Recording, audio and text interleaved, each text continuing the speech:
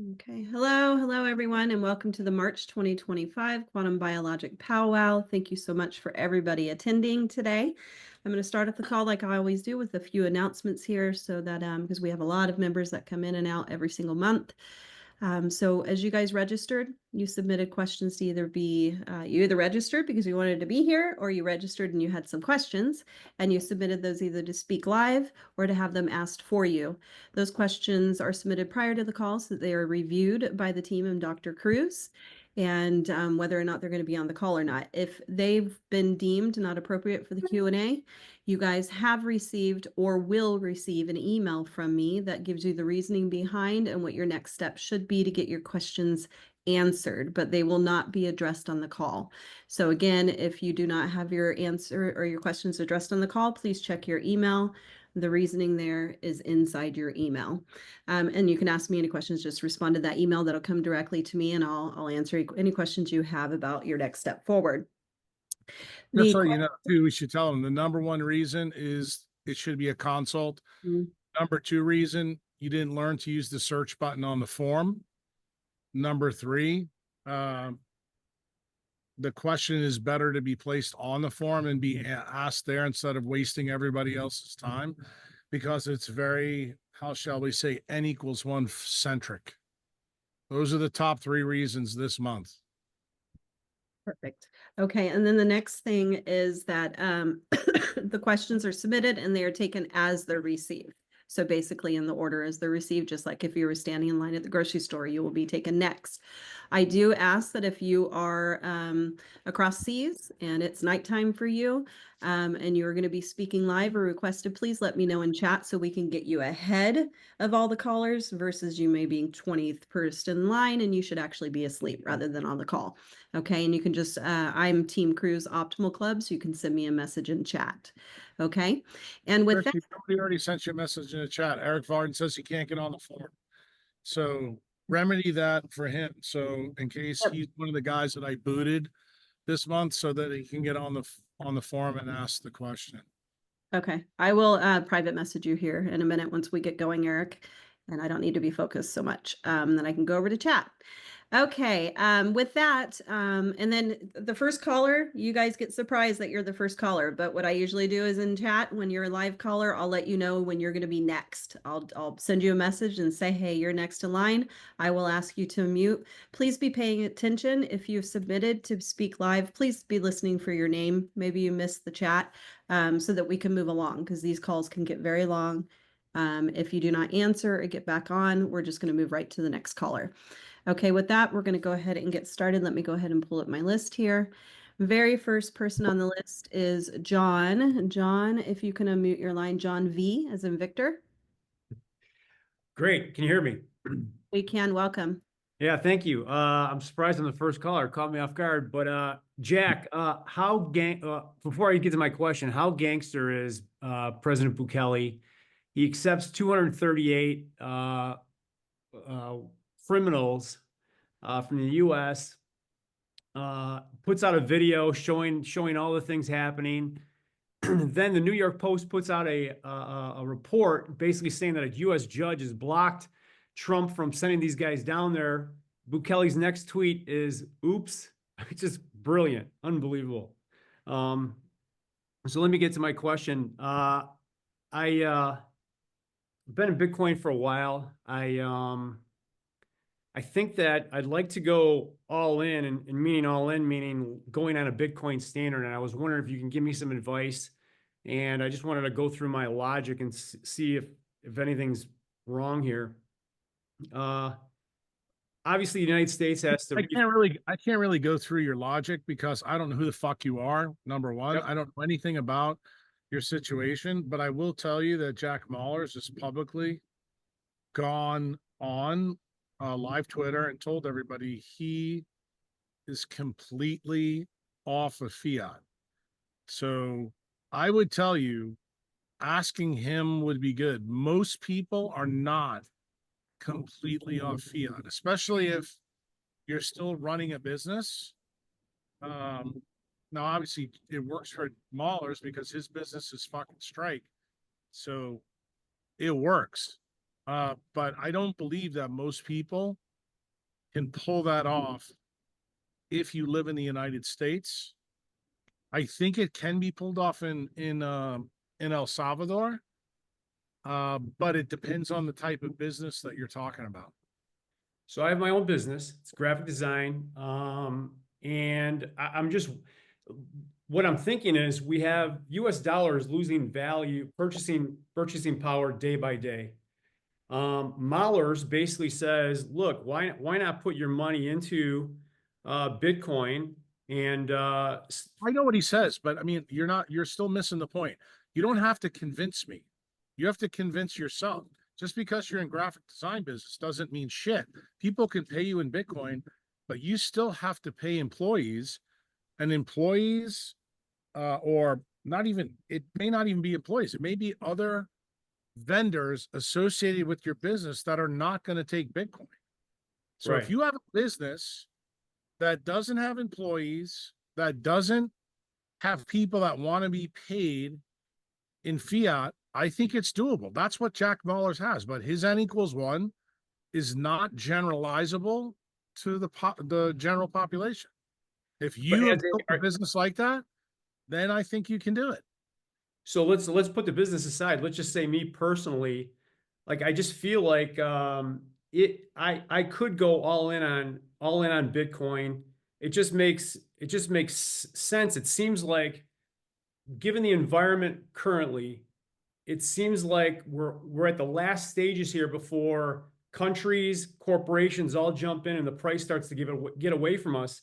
Is it best to just start piling in right now? And it's like a land grab, trying to grab as much land as I possibly can before the price gets out of control Yeah, here. I've felt like that for over 4 years. I mean, there's a blog on Patreon. I think it's Bitcoin number 4. It says when Bitcoin's below $100,000, it's a fucking screaming buy. I mean, I wrote it 4 or 5 years ago, so of course I'm not going to change my tune now.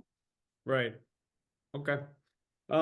Last question, real quick. I was wondering if I could just ask a question about my sister. She was having an issue with her brain. I was wondering if you can give me, they've done an MRI on her, MRA on her. She gets some pressure out of the blue in her ears, and she can't function. She has to wait a couple seconds before it clears. It's not painful. They've done a bunch of tests on her, and it doesn't seem to be, they haven't found anything. It only happens when she can actually force it to happen if she's laying on the floor and she kind of props up her arms on her elbows to read a book, and then it suddenly happens again. So I was wondering any tests that she should do, because they're coming up empty here. It's been happening for a year. Yeah, you need to read Decentralized Medicine number 36. The answer is there. Sounds good. All right, thank you. That's it for me. Okay, Marshall, you are next to speak live. If you can unmute your line, please. I'm also surprised. Can you hear me? Yeah.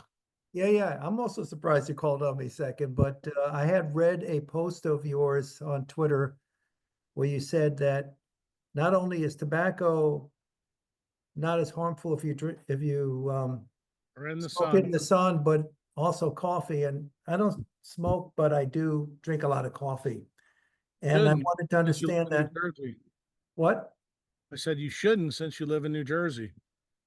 If you go Drink back and look on the form, Marshall, remember, I'm still giving you a little bit of Yeah. a break, but your break's going to end soon. Okay. There's a post out there that if you live in a 5G blue world, that coffee's not good for you. That's on Patreon, just so you know. Okay. Okay. Why? The answer is tied to the Melon Renovation RX. Coffee dehydrates. Okay? The same thing, just so you're clear. The reason I let this question through is because I thought it was a good message for the whole tribe to get. Wine is also a bad, or alcohol is a bad message for people that live in a blue lit non-native EMF world. Why? Again, the answer is dehydration. When you live, take a good look, Marshall, behind me. You thought the temperature and everything was good when you were here in November. It's fucking spectacular right now. I wish I was there. Yeah. So here's the ticket. Remember, the combination of UV and IR light causes cytochrome C to make water.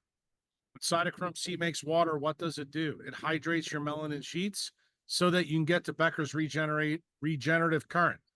When you live in fucking New Jersey and you're blue lit, non-native EMF, you are chronically dehydrated all the time. So it should make sense to you why Uncle Jack now says what he says. Why? Because what I'm asking the membership to do is to take the blogs and string the lessons together. In other words, you should be perplexed when I write things. And I know you weren't a member when I wrote this a long time ago. I wrote that literally 5 to 7 years ago because I was warning people about coffee and wine. And the reason for that is because it dehydrates melanin. What do you have to remember about melanin? When melanin becomes dehydrated, it becomes the best electrical conductor on the planet, meaning it can fucking electrocute anything right then and there or distal to it. That's bad. So I'm going to point out something else that I don't know you read, but I know there's a lot of freaking people on this call that did read it, and they better get the lesson loud and clear. Because some people were really surprised when they read the melanin renovation. I told people to avoid ginger and turmeric because y'all believe it's an antioxidant. Well, guess what? It's not. It destroys melanin. Do you know really why it's an antioxidant? Because when you're dehydrated and it destroys melanin, that's actually a net positive because it hydrates more of your melanin. That's the only reason ginger and turmeric are good when you live in a shitty environment. But guess what? When you don't live in a shitty environment and you're renovating your melanin, ginger and turmeric, they ain't so good for you. It's the opposite of your coffee story. Got it? So ginger and turmeric would be good for me. Correct. So if you told me, hey, Jack, instead of wine and coffee, I'd like to do ginger and turmeric tea. Okay, I will do that. Make it taste like coffee, maybe. Well, believe it or not, there's things out there that you can come up with it. And, you know, I know where you live. You know that you've got a pretty big Indian population up there. I guarantee you they've got some kind of drink like with chaga mushrooms or something that they can really craft something up and you can use that because I do think it's important. And do I think that you need, when you live in environments that are dehydrating to you, that I want you to stay fully hydrated? Yeah, that's what I want. I've always wanted that, but I don't think the lessons, and I'm not pounding on you about this. The reason I let this question through is because I know a lot of members that have been members 10 or 15 years, they still fuck this up. They really don't understand truly what Becker said. Remember the regenerative current, 1/1,000,000th of 1 amp. Right, right. So what's the real issue with melanin? Why do all the people who fucking steal my information and who used to be members get it wrong? They think the answer is what's in Herrera's book, that water hits melanin and makes a ton of electrons. Yeah, that's great when you got water around. If you Because that's what it dehydrated, really does. I It decreases the current. And what's the lesson? The lesson is Nick Lane's book, Power, Sex, and Suicide, written 15 years ago. What did he tell all of you? 30 million volt current on the inner mitochondrial membrane. So when you marry that to Becker's work, the first question all of you should have asked me 10 years ago, how the fuck did these two incongruent facts fit? None of you did. But have I been telling you? If I've been dancing around and I'm still waiting for you to answer, is that the reason why the coffee and the wine blog are out there? Was I stirring the shit pot, Marshall? Absolutely. I love didn't doing know that. it was out there. I didn't know. I'll plead ignorance. I didn't know how to That's coffee. the reason I'm not pounding you. But Yeah, guess yeah, what? yeah. If someone who'd been like Frida sitting next to me right here, if Frida would ask me this question, I would have ripped her gills out. Okay. But she's sitting right here next to me listening to all this, and Yeah. she's making notes, which is good. I like it. Yeah. But you're a new guy, and I know you don't know that because you probably have not read that blog. But I promise you, on Patreon, there's a blog that says if you live in a 5G world, coffee may not be the best thing. Now, why should this make some basic sense to you on the stuff that I have already taught you? Where does coffee grow best, my friend? In tropical environments. Do you understand what nature's telling you? Yes. Coffee is good in the tropics. It's not good there. So guess what? It's the same story as why you don't try to grow coconuts in fucking New Jersey. Got Yeah. it? Yeah. Photosynthesis always wins, brother. Always. If you break the rules of photosynthesis, you basically just broke the rules in your mitochondria. That's what I'm trying to tell you. Okay. Make sense? Yes, it does. And I get that the mechanism of the right amount of voltage and the right amount of water is very Well, sensitive. it's critical. It's mission critical to Becker's work. And the reason I try to point this out, here's the other part. The reason I let this question. This is tea, by the way. It's not coffee. That's fine. Remember, you're here to learn. That's what this is all about. So the other critical point that I want to make sure you guys all understand, because, you know, you'll hear people on Twitter say stupid shit and you hear food gurus say stupid shit. But I want you guys to understand, what did Becker's work span? It spanned amphibians, reptiles, and humans. Remember, the end of his career after they failed him, took a 3-year-old, this much finger amputated. That means bone, tissue, and nerves. This was growing back. Right. In 2.5 months, he regrew the whole fucking thing in a mammal. So let me just explain something to you. The reason why that's the greatest news in the world for all of you, most of you don't realize it, means no matter what the fuck is wrong with you, you can get better too if you just get the fuck out of your way and listen to the lessons. And if you read the last blog, which I'm hoping you did, I told Frida this, and I'm going to tell all of you this. Do you know the reason why that little girl really listened? This is the punch in the mouth now coming for the whole membership. Because she was intubated and she didn't fucking have any way not to listen to me. Let that one sink in for a minute. That's the truth. So guess what? When you get the lessons and you don't know, like you say, this just doesn't make sense to me. Do you understand why we have Q&As now, my friend? This is the reason why I love Q&As, because it tells me, and you know, I've already given you a couple of gold stars. I think you and Tiffany in your first Q&A, because you asked spectacular questions. What am I trying to do? Get you to keep asking me spectacular questions. Well, I hope I'm doing that. I still think there's a lot I don't know, and there's a lot of information to take in. But and that's good. But it's good. I don't expect you to know all this. Yeah. Like your question about coffee here, the reason I let this sucker through, it's because it came from you. Truth be told, because I knew you didn't read that blog. But now, somebody who's, you know, going to be at the end of this Q&A say, fuck, I've been a member for 10 years. And I already see somebody in the chat. What blog is this? Now, that's probably a new person because it's not a name I know. But the bottom line is, and remember, use the damn search feature. Go into Google and put Jack Cruz Coffee 5G Patreon, and magically you go, boom, it's magically delicious. It's there.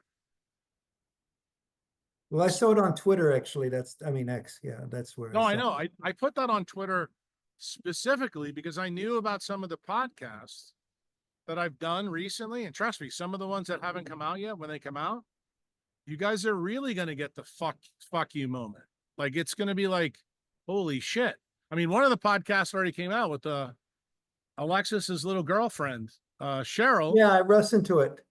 And when she said to me, well, I've read all your work and I know everything, I was like, oh, here we go. We are going to take this one apart. And you have to remember something. Alexis the same way. She thinks she knows, she doesn't. Yeah. And you guys need to understand this whole framework. This is not like me figuring this out on the fly. I've known this shit for 20 years, but the way in which you have to get this stuff out to people so they can assimilate the lessons, you give them one lesson at a time. But what do I expect you to do once you've been a member? You take that lesson and build on it. You take it and build on it. You're a new guy. So you're learning the stuff now. You're picking and assimilating stuff up. So the reason why this question for me, in my opinion, was good, because I know we have a lot of new members that don't know about that old blog. So now that I've told you about it, you're going to be able to go back and read that old one and go, son of a bitch, 7 years ago, Jack told us this.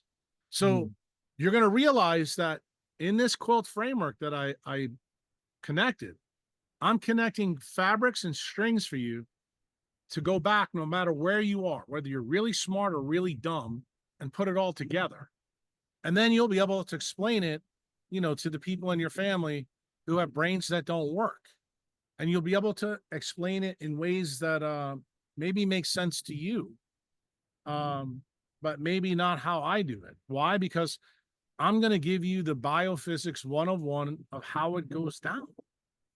And I do agree with you that Twitter, as I told people in 2020, if you're going to follow me and try to learn biophysics by tweet, then follow me on the Twitter, because the tweet lessons that I give people almost every day are major fucking rocks to your world. Even when you think you know, you don't know. I promise you.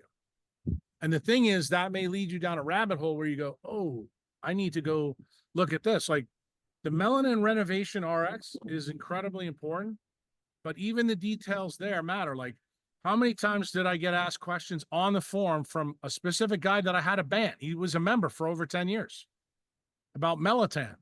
So think about what we talked about melatonin. You take melatonin, which is fake melanin. What are you doing? You're inventing stray currents all over yourself. Like if we had fucking Anthony Smith on here right now, he'd be like, isn't that what we're trying to avoid? So you wonder how these guys that look like fucking Adonis died. That's how they die. Because that electric current's going all over their body. But guess what? Go back and look at that blog. Did anybody ask me, hey, why do people die on melatonin? Not one. I didn't know they did. It's in the blog. Now you know why. One of my good friends, Charles Biolocuantica, died from that issue. That's the reason why it's not important. Okay. The bottom line is, do not fuck with nature. And when you think you're fucking with her, ask the question.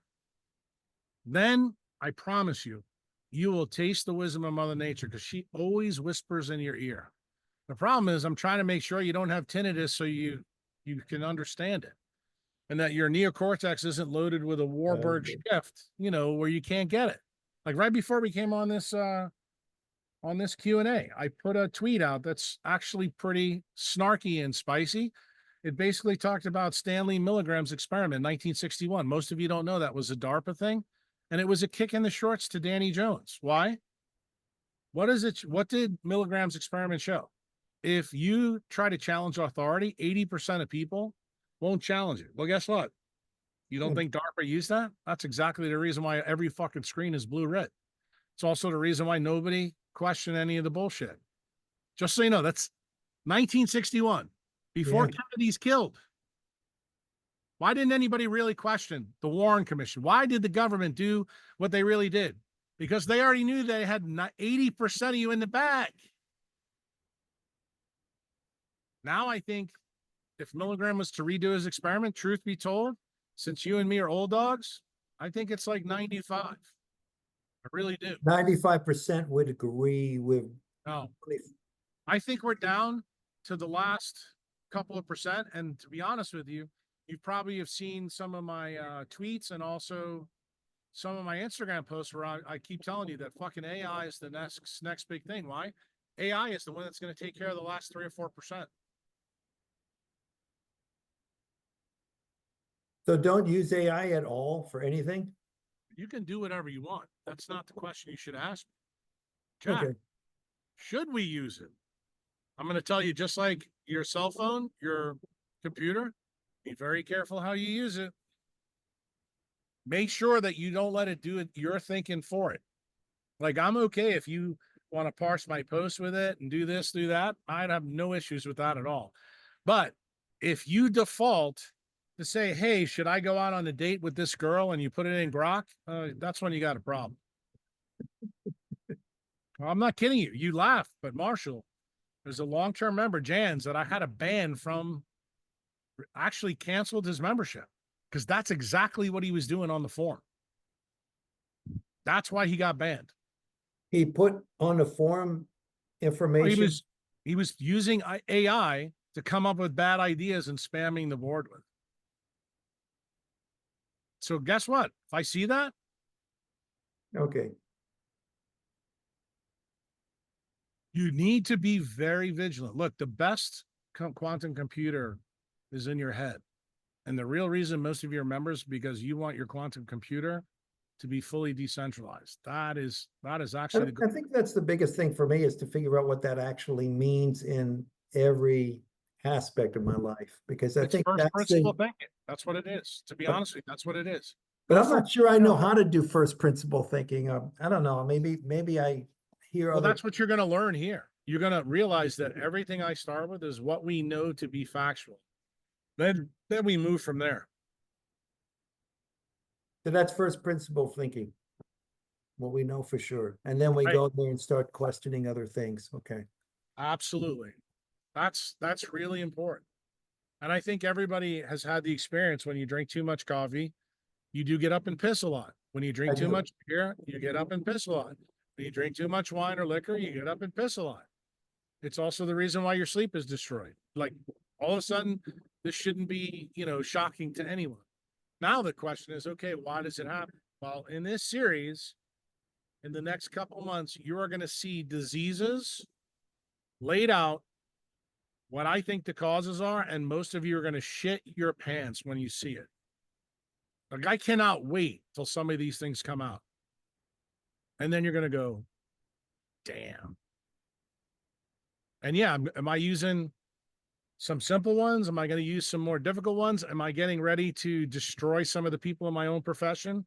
Oh, I've been waiting for this day for a long time. You have no idea. Can't wait. Can't wait. Yeah, me too. So watch the coffee when you're in Jersey. Yeah, I'm not going to drink it as much and not at all, I And guess. look, if you come up with a good solution in the Indian grocery stores up there, because I know you have a good one, post it on the forum so we can share it with people that live in a high latitude. I do buy like this stuff, sometimes when I want to drink something late at night, but I don't want coffee, something that's kind of like a root that comes from somewhere in South America or, that kind of tastes like coffee. Mesquite, I think mesquite. Yeah. And Or they chicory. burn it. They do But that. does that do the same? What? They use chicory in New Orleans. Yeah, like it's something like it depends. There's a couple companies that dope it differently, so it tastes, but I mean, that can kind of almost taste like coffee. And it Yeah. doesn't have caffeine, but we don't know what that's doing.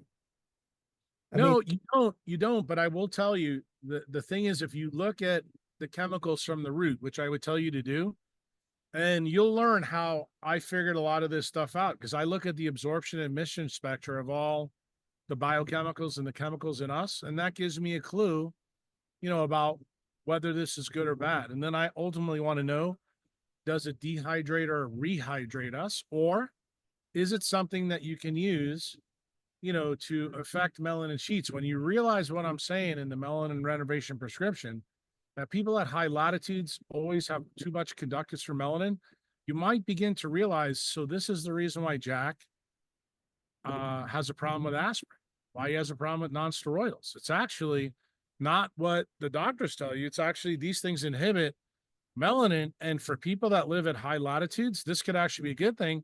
People that live in subtropical zones, this could be a bad thing. That's exactly what we see.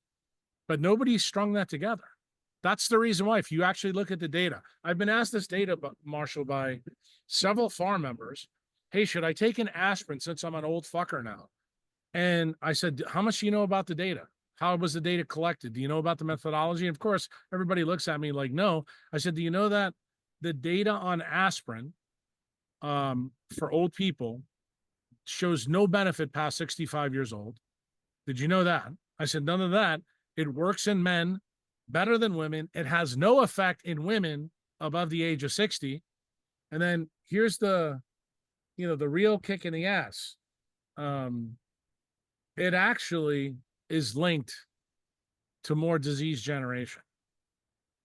But people ubiquitously everywhere in the world are told to take a baby aspirin after they get over 60, right? Yeah. Maybe that's not just good advice. I've heard mixed things, but I'm also wondering about statins because, that's something. Statins are never good, no matter where you are.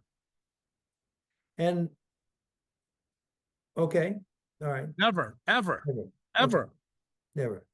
Period. Even when the cardiologist that used to be a member of mine tells you that they're okay in this case, never. Okay. Or mitochondrial toxins. The answer is never. Okay. Under any circumstances. Okay. Thank you for saying that, because it was something that was perplexing me, because I do get that advice. That's what. That's why I let your question come through, because I Yeah. kind of knew we were going to go here.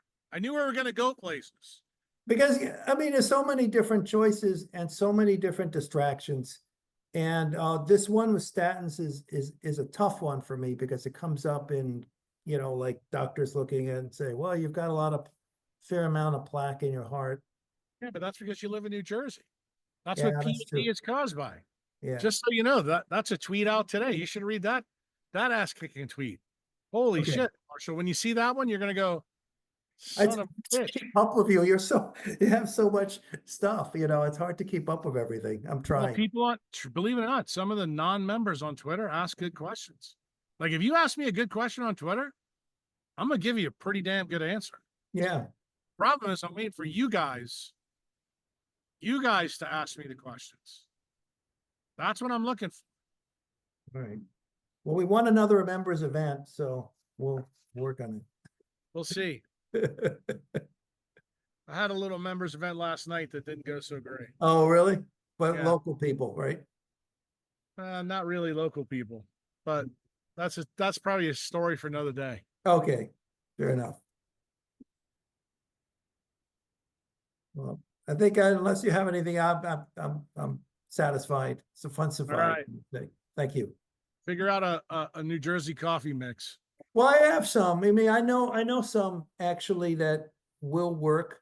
I just don't know what they're doing. And when you say the light absorb, you know, the light spectra, how do you actually do that? How do you actually figure A that out? spectroscope. You actually mix up whatever the hell you mixed up, put a spectroscope in there and find out what it's emitting. And if it emits light that you don't get right now, you shouldn't eat it. How's that? It's So pretty you simple. have to buy a spectroscope? Oh yeah, you got it. I'm not telling you this is easy for a guy that lives in New Jersey in an apartment. Well, Of it isn't course in it is. Jersey. I mean, anywhere, you know, to buy a But yeah, spectroscope. I'm telling you, but that's the kind of shit that I did back in the day, 15, 17 years ago. Yeah. I would actually, believe it or not, I'm that guy that used to bring coconuts into my MRI scanner and fucking scan them. I mean, because I don't have a spectroscope. Yeah, it's Well, interesting. that's why I'm telling you, Yeah. research where the root's from. If the root is from, you know, the Amazon rainforest, no, that doesn't equal New Jersey. Therefore, photosynthesis says you're breaking the rules again. So you're saying the root has to be from here? Pretty Should. much. Like, I Okay. know chagas mushrooms grow where you grow. Okay.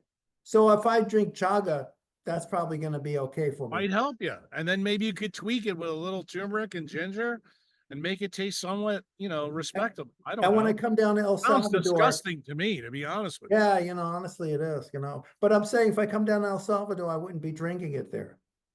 No, you shouldn't be drinking it here. That would not be the smart thing to do. No, agreed. Thank you. All right, take care. You too. Being. And oh yeah, one other thing, Istanbul, I ate at a couple of restaurants, but I can't say that, you know, they would be ones you would like or not when I was there. Yeah. I mean, there were, you know, one near, Put them on, like I told you, put them on the form. but you can see them everywhere. I mean, like wherever I put them. Yeah, I can see everything. Okay, but I mean, you just look for the person and what Yeah, I they're look for posting. you. When you post something new, I go, Okay, I because get I the form haven't posted every much. morning. Okay, fair If you enough. post I'll something post good, it. if you post something good, I make a comment. If you post nonsense, I ignore you. What I would say is that Istanbul wasn't cheap. But That's something coming from a guy from New Jersey. no, it wasn't cheap, but it was nice. At least the time I spent there in the 4 days. It was good. Well, we'll see. I'm just looking at it to avoid getting arrested by King Charles. You know So- what? And I think you should go there then on the way to wherever you're going. All right. Take All right, care. cheers. Thank you. Thank you, Marshall. Okay, next we have Tyler. Tyler, can you unmute your line, please? Yep. Hey, Jack. How you doing? Good.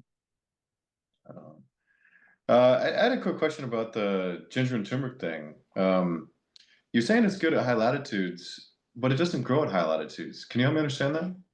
Yeah. Bottom line is, what does it do to melanin? That's all that matters.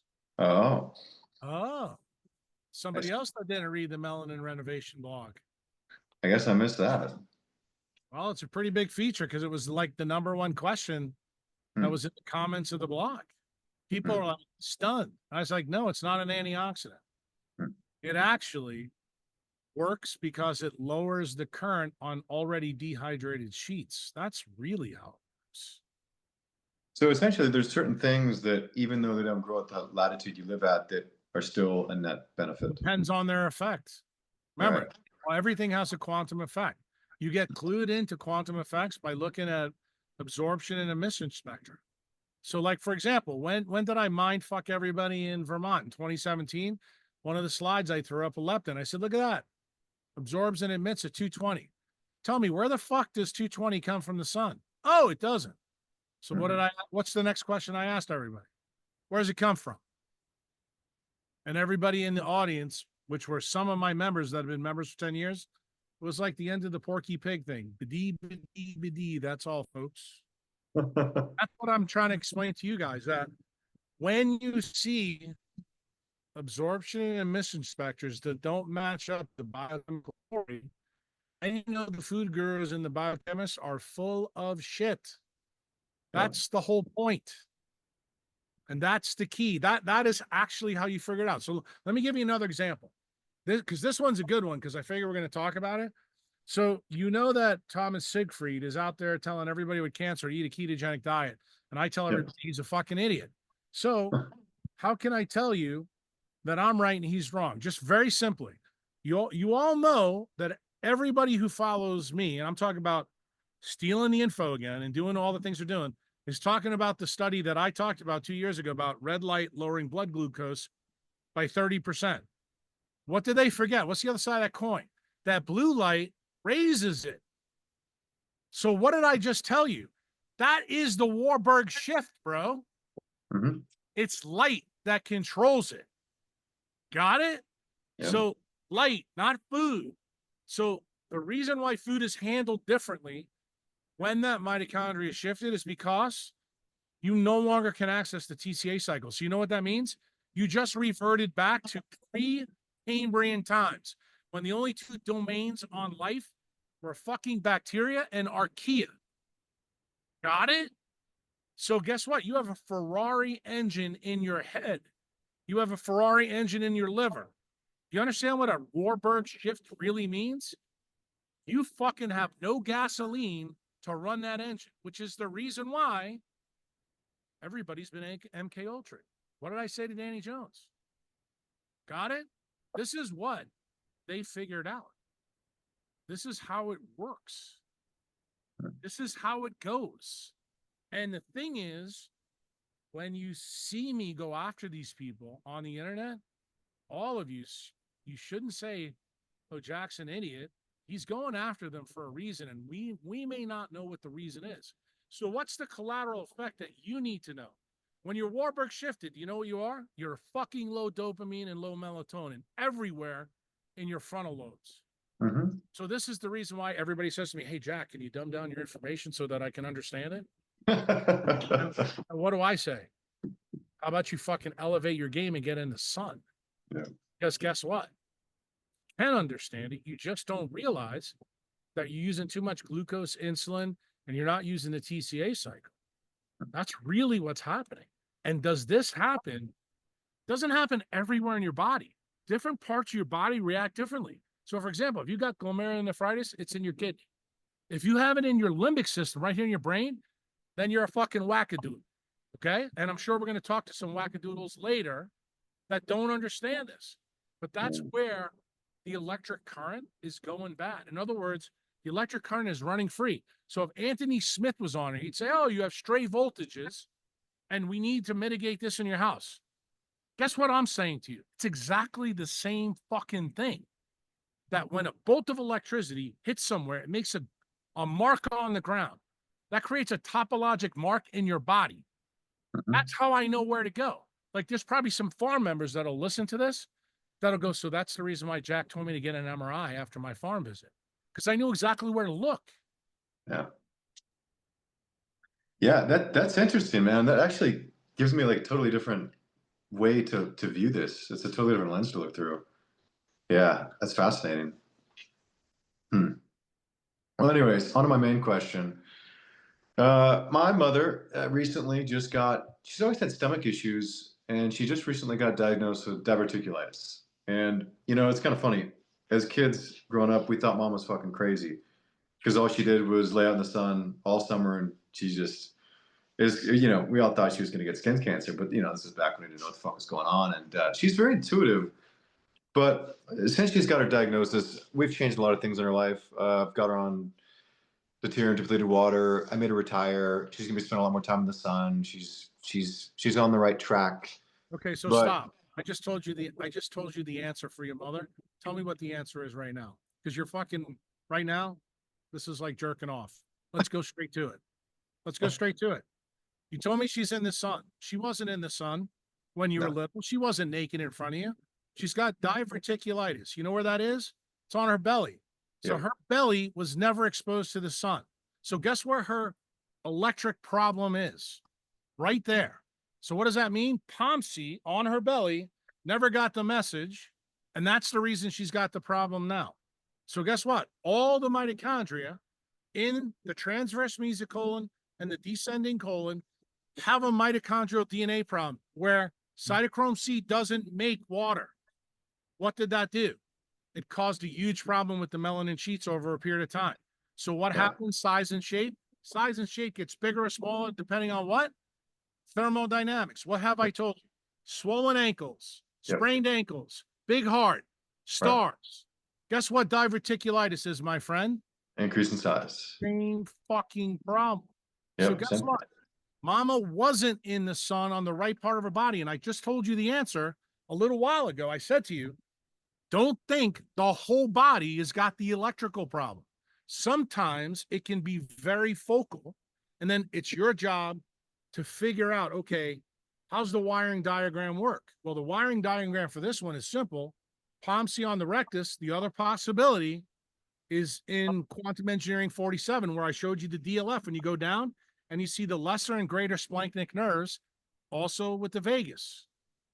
That is likely where she lost her connection. What's the other big thing? Non-native EMF opens up the gut barrier. There's another problem. So guess what? Does that set her up for other problems? Yes, this is actually an easy diagnosis to make, but realize the fix, the best fix is to get her grounded and get her belly in the sun. Also, it'd be nice for her to keep the eyes out. Like she can go under a tree, she can go under an umbrella, you know, to protect herself, but it's going to take slow, steady pace. And what happens then? You can fix this. Remember, everything I just told you, from the lower esophageal sphincter to your asshole, runs on that program. So if you got a gallbladder problem, you got a stomach problem, you got a pancreas problem, you got a liver problem. And how have I told you about the liver problem a long, long time ago? Bazan's long loop, didn't I? Goes to the liver. What's the number one place people who get colon cancer metastasize to? The liver. Maybe now you can see why, because that bolt of lightning goes right there. That's the connection. Yeah, you know, these are actually things my mom's pretty receptive to. She's not like me. She's a different skin type. She makes melanin like nobody's business. It's kind of wild. Then you should be able to help fix her relatively quickly, but just remember what she's got to do. She's got to make the connection to the ground, and she needs to get, you know, her rectus abdominis in the sun. So that means 2-piece bikini for her and a kaniki or a cool tan. And she may be not amenable to that, but you need to tell her if you want to get better. She's getting there. She's receptive. So the funny thing about my mom is like a lot of people's parents, I'm sure, is, you know, getting them to make change is like, you really got to pick your fucking battles. You know, it's like, it took me the last couple months just to force her to retire. Now I'm kind of fighting other things. It's like, we're getting there. This is what I would use on this one. I'd say, hey, mom, you know, there's papers out there about diverticulitis linking to colon cancer. That should get her attention. No, for sure. So my main questions now is like, I'm clear on the sun stuff. I'm clear on the belly. I'm clear on the grounding. I'm sure, from what I understand, the tier and depleted water is going to be helpful for her, correct? I mean, it can be, but I don't think it's like the top of the food chain. Like if you told me, hey, look, Jack, I've got $3,000 extra to do this, and maybe use methylene blue and maybe some hypertonic saline. Okay, I'm cool with that, but that's going to cost you a lot of money to do that. Oh, you mean to inject it? Yeah, that's the best way to do it. You ain't gonna get. Did you read the current blog? Did I give it to the girl when her brain was fucking bashed in through her gut? No, I gave it to her IV. Yeah. Just remember that you don't realize the story I'm telling here, Tyler. And Yeah. you remember long enough, so you're getting beat up pretty good here. Fair enough. She was asleep. Acute duration, massive injury. You know what your mother is? Long duration, Yep. small injury over time. Yep. Got it? Mm-hmm. So guess what? The mode and the method matter when you're figuring out this problem. So in her case, the deuterium depleted water will help, but you've got to look to other things. The other big things, like if you just, for example, come to this environment here and do this, you're going to make all the deuterium depleted water you want to make. And Totally. it's way cheaper to do. And what did I just tell Marshall about coffee? I want you to stop fucking skating around nature's laws. Use what nature put in you to your benefit. But if you're going to tell me, hey, I want to use this shortcut, you're looking at, for this woman, $3 to $5 grand per month. That's fucking psycho, bro. Yep. You're talking of deuterium depleted water? Yeah, you'd have to drink it around the clock. She'd probably have to put it in the water. If she really wanted to get better, she'd probably need to do an IV, and then she's going to have to hire a doctor who knows how to do it. Lots of luck where you fucking live. Yeah. Then, if you want to use hypertonic saline to actually deliver the electric charge back to those little diverticula that are sitting on the outside of her colon, fuck yeah, you need to know what somebody's doing. Yeah. Like, if you think you're going to get that from some functional medicine doctor, I got some bad news for you, brother. No bueno. Yeah. No bueno. That's why that's why so many of you don't realize how much wisdom is the Sphinx, the sunrise. Why? That's your IR. Then you wait for the UV to come in. I keep trying to tell you, the punch in the mouth that that little girl got from the brass lamp is the same punch in the mouth your mother got in her diverticulitis. It's the same punch that I just gave to Marshall I'm giving to you. You got to have the punch in the mouth to get you to the regeneration pathway. Mm-hmm. There is no regeneration without learning the lesson. That's what Becker told us. Mm-hmm. Remember what he said? A little red blood cell that was freed from the broken bone, 1 trillionth of 1 current, 1 ampere, I should say, dedifferentiate into a cell, and you heal the bone. That should fucking stun you.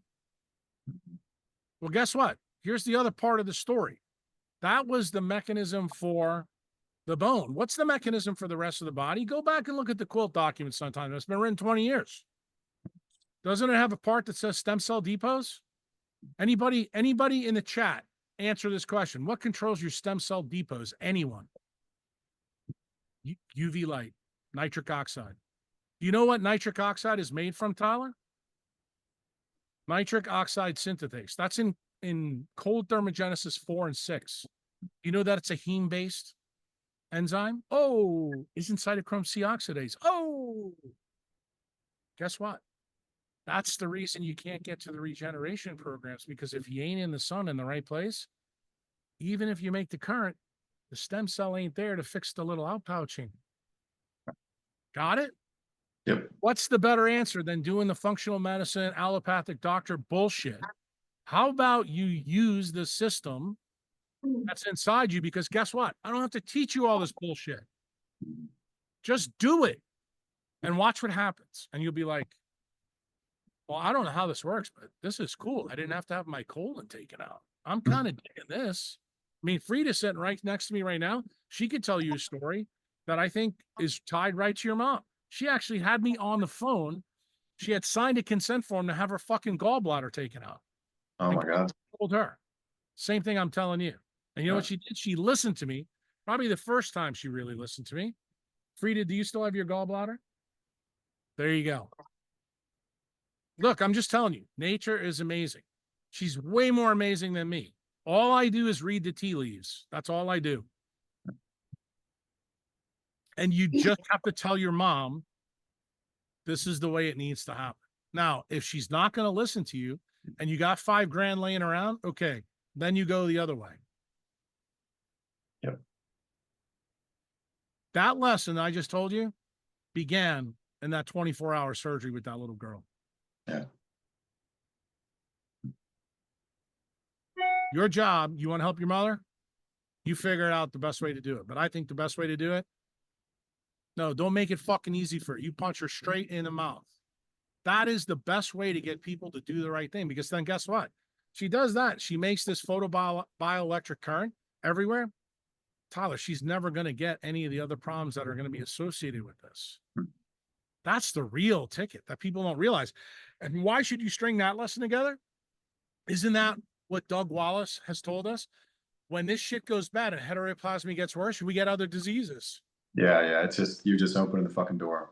And that's why I told you the story about the diverticulitis going to the liver when it turns to cancer. Now you understand the reason why. Because Poisson's loop is also already destroyed. In other words, the liver is preconditioned to get a met. Because the current, the electric, how I like to think about it, when this electric thing happens to you, it leaves an imprint in your organs everywhere. It's like a topologic map of quantum biology that you have to fix. And I can't teach all of you all the anatomy and neuroanatomy I know. I know it inside and out. And when I'm not sure, that's when I order a fucking MRI on you to prove that I'm right. That's what some of the farm members have got. Like half the time, most of them don't even know why I ordered the MRI. But now you guys do. And maybe now that old blog, that peripheral smear blog that David Lamb asked me to put in Patreon for you guys, maybe it's starting to make a little bit more fucking sense now. Because when I see your cells look like stars, I know that you live where Marshall lives. And what's inside that red blood cell, my friend? Hemoglobin. Why is this all important? Why do we keep coming back to the heme thing, Tyler? Not only did Becker tell you, where's the first step that heme is made in humans? In the mitochondria. It's a fucking marker for mitochondrial damage. Bro, all these lessons, I got news to you. I'm not telling you this for the first time. They're in blogs everywhere. But you're asking me this question about your mother. Usually the question's about you, and you don't realize that you already knew the answer. You know what the problem was? You didn't string it together. I need you to string and shit, because guess what? The next time somebody in your family falls apart, I want you to think about what I told you today, because you're going to go, okay, let's think about what this means. And then when you say fall on your face at a level, then you get on the form and go, Jack, I got this. What am I missing?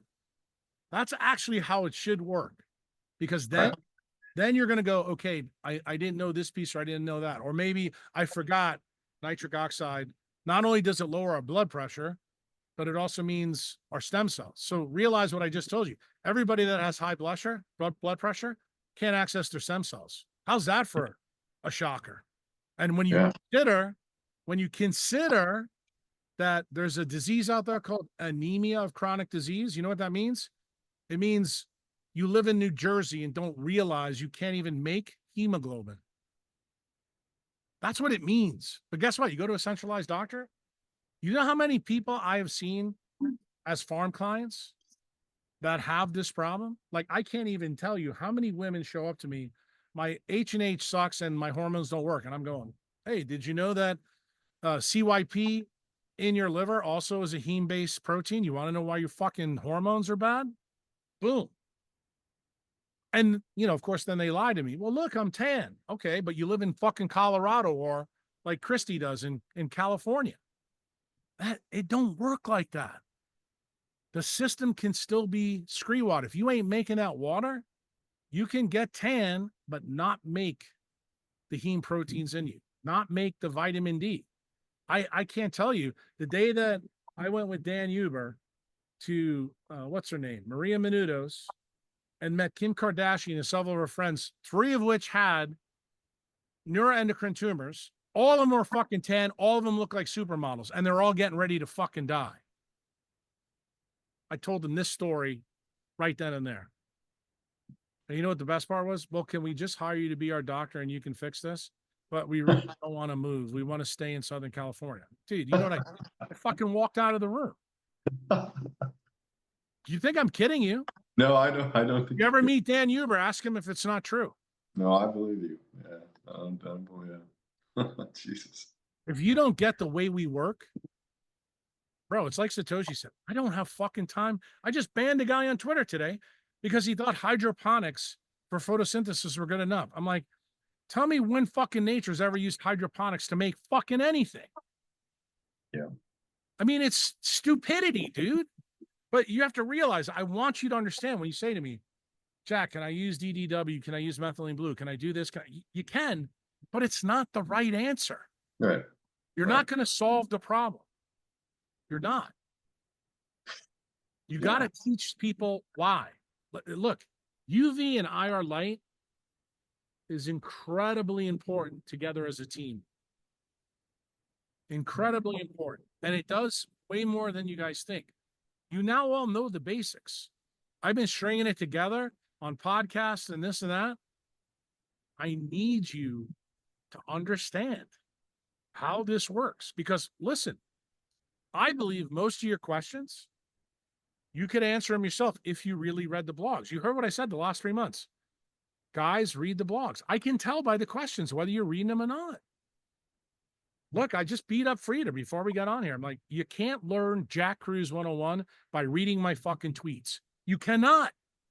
You can learn pieces of it, like Marshall did. He's like, hey, I read this tweet, and this was kind of interesting. But guess what? We just answered his question, and he's like, oh, I got it now. And see, I can't beat him up. He's only been a member since the end of November. And not only that, he didn't even give a shit about the health stuff. He was more for the Bitcoin stuff. So I'm really not going to pound on him. I'm going to give him about 6 months before I beat him up, you know? Plus, I like guys from New York. I can't help it. That's where you're from. Yeah. Well, thanks, Jack. I appreciate it. Yeah, it's what I deep down inside, I guess some part of me knew that. I mean, it's tough. Just talk to your mother. Just talk to your mother the right way, and get her a Kaniki. Say, Mom, let's do this. Go away for a couple months. This is all I need you to do. And guess what? She won't rupture the diverticulate. It won't turn into cancer. She probably won't have any other problems. It'll go away. Yeah. But you need to realize, remember what I told you in Vermont? It goes SEN, skin, gut clots. So if you get your mom out in the sun, the eye will fix itself, but you got to get the skin to fix the gut clot. Yeah. Oh, my mom's had fucking blue blockers for, I don't know, years now. She won't wear them. There's certain things, it's like, it's easy to do things for yourself. Well, it's not, but sometimes it is. But with other people, it's, sometimes you just can't do anything, It just is what it is. So you kind of got to go with what they will do and what you can get away with. So, yeah. Thanks, Jack. Yep, you got it. I agree. Thanks, buddy. Appreciate the time. Have a great day. Can I ask a favor? Ice. It's melting fast out here. Okay, next is Christy. Christy, can you unmute your line, please? Welcome. Thank you. Hi, Jack. Hello. I had a question for you about light. I was listening. Yeah.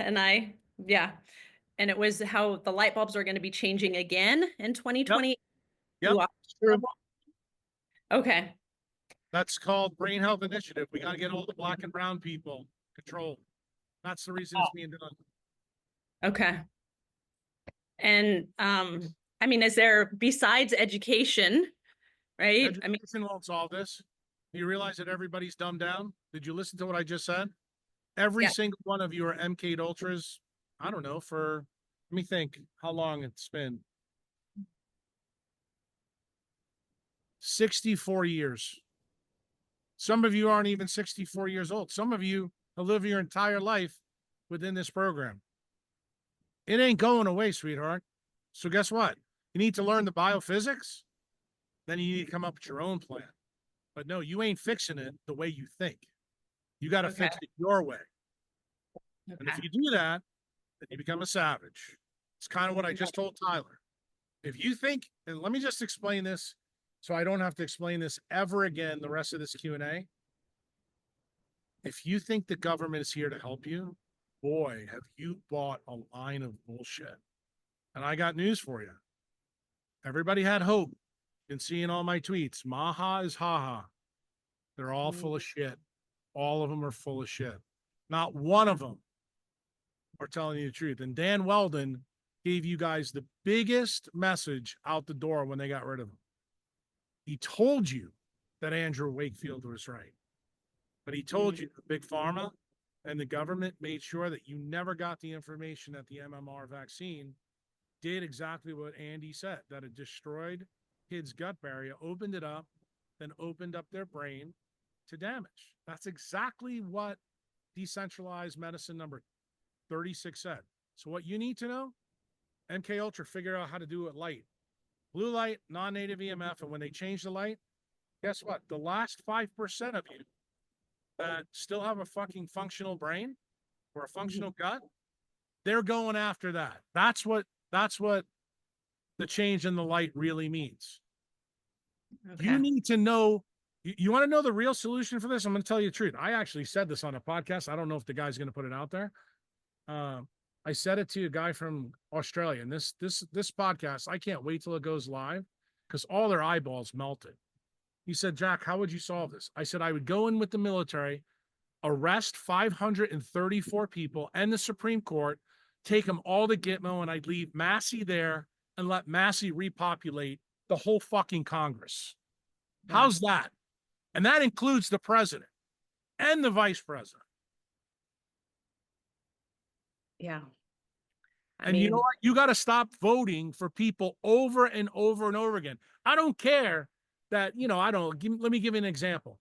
You live in Destin. Okay, I really like Matt Getz. It's fine. Get rid of him. New guy. And the new guy may be a schmuck too. But guess what? You already know what the old schmuck is. You got to stop putting people in. That's the truth. I'm not kidding you. And, I love your question. The reason why is because it points out how really bad they are. When you really know the biophysics behind this and why they're doing it, this should stun you. yeah. And if they actually cared, I mean, Trump knows this. Bobby Kennedy knows this, right? Like if they cared, they would actually be addressing this and turning that around. And they're not.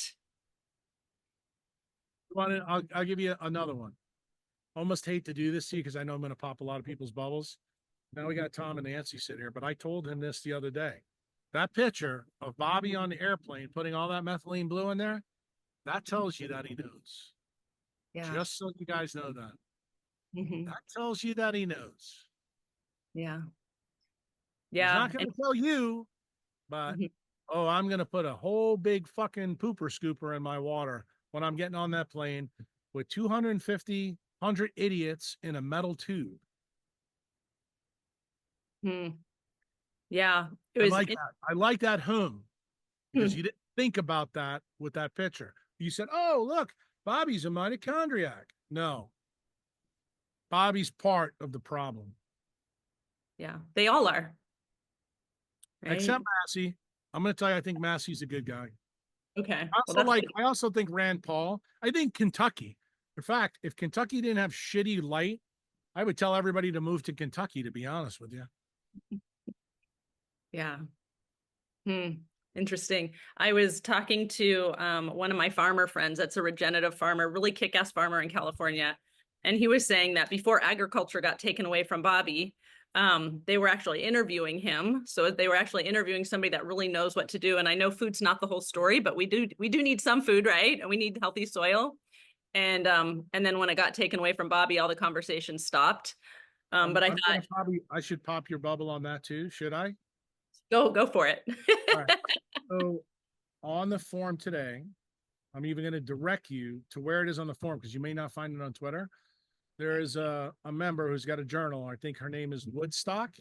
She lives in Colorado, and I fucking ripped her a new asshole this morning about how the atmosphere, when it's changed, ruins everything below it.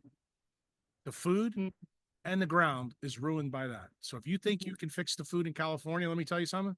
That's about the stupidest thing I've ever heard in my life because you know what it means? You never read any of the Ubiquination series. Now, I know you're also a new member, so I know you didn't read that, But guess what? When you go back and read that stuff, or you see the next couple blogs coming out, you Yeah. understand why I'm telling you food really doesn't matter? Because it's already been fucking cooked. Because they Mm. took control of the atmosphere. Yeah.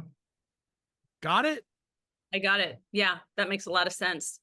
You know, I guess one of my, you know, I teach in schools in California, and I'd asked you a question last forum that you said Yeah, to I do remember. put it I in the remember. front. And I Yep. guess, you know, I've been trying to give kids tools that they can do on their own. Most of the kids I work with are low income, and Teach been them encouraging. physics. Okay. I'm not kidding you. I think it's Yeah. actually the best thing to do because remember what I said to Marshall a little while ago? And Mhm. he was very honest. That's why I like him.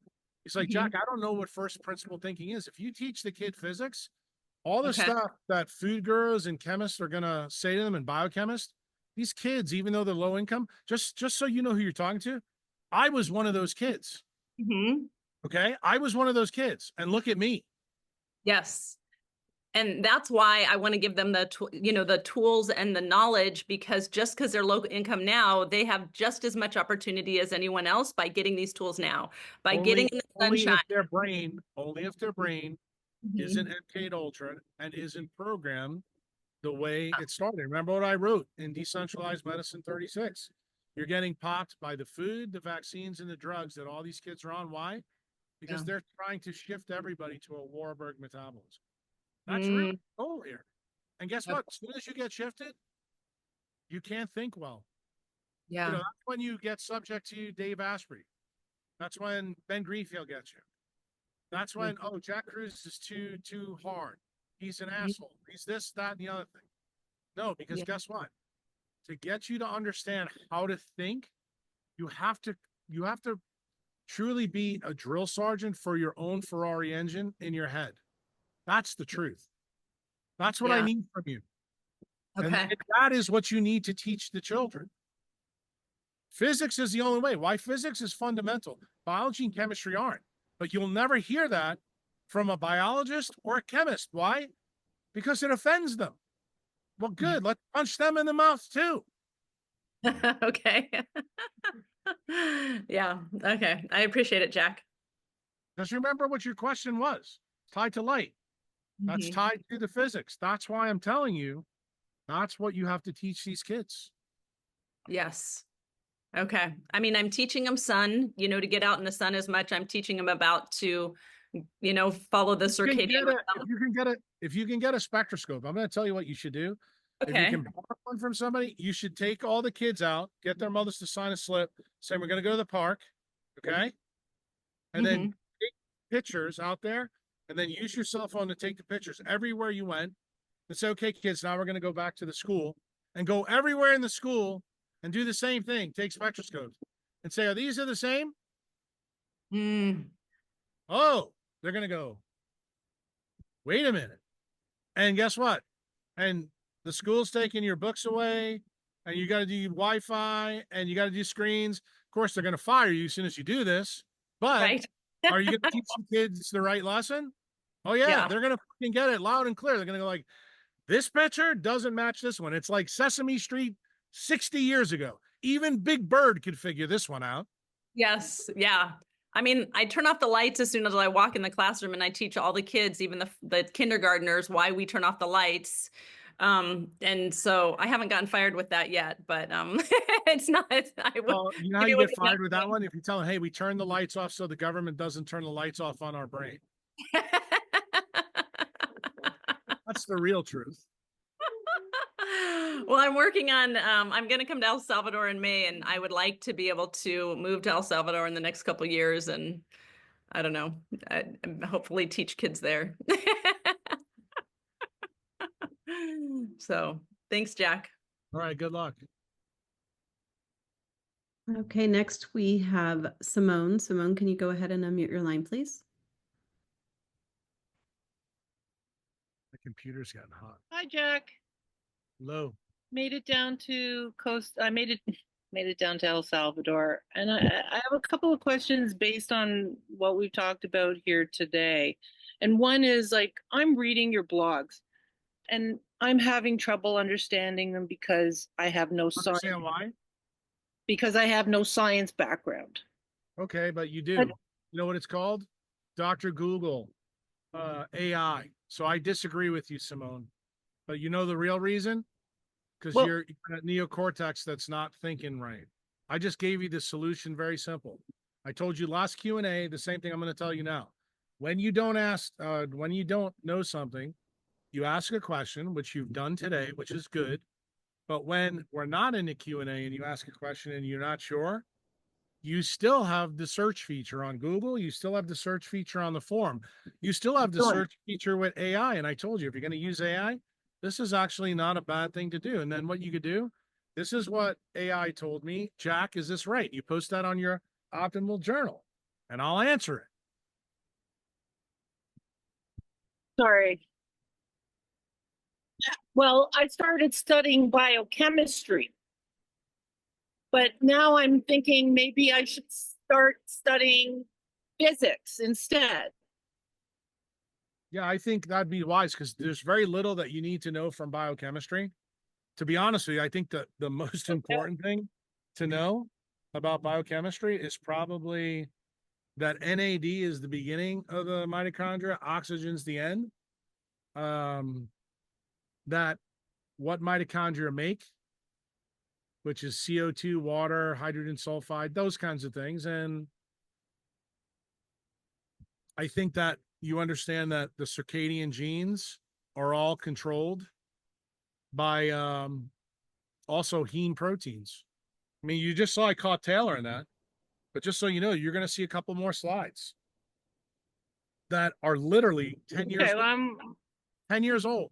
They say on the bottom, Rev, B, and alpha are nuclear gene circadian mechanisms.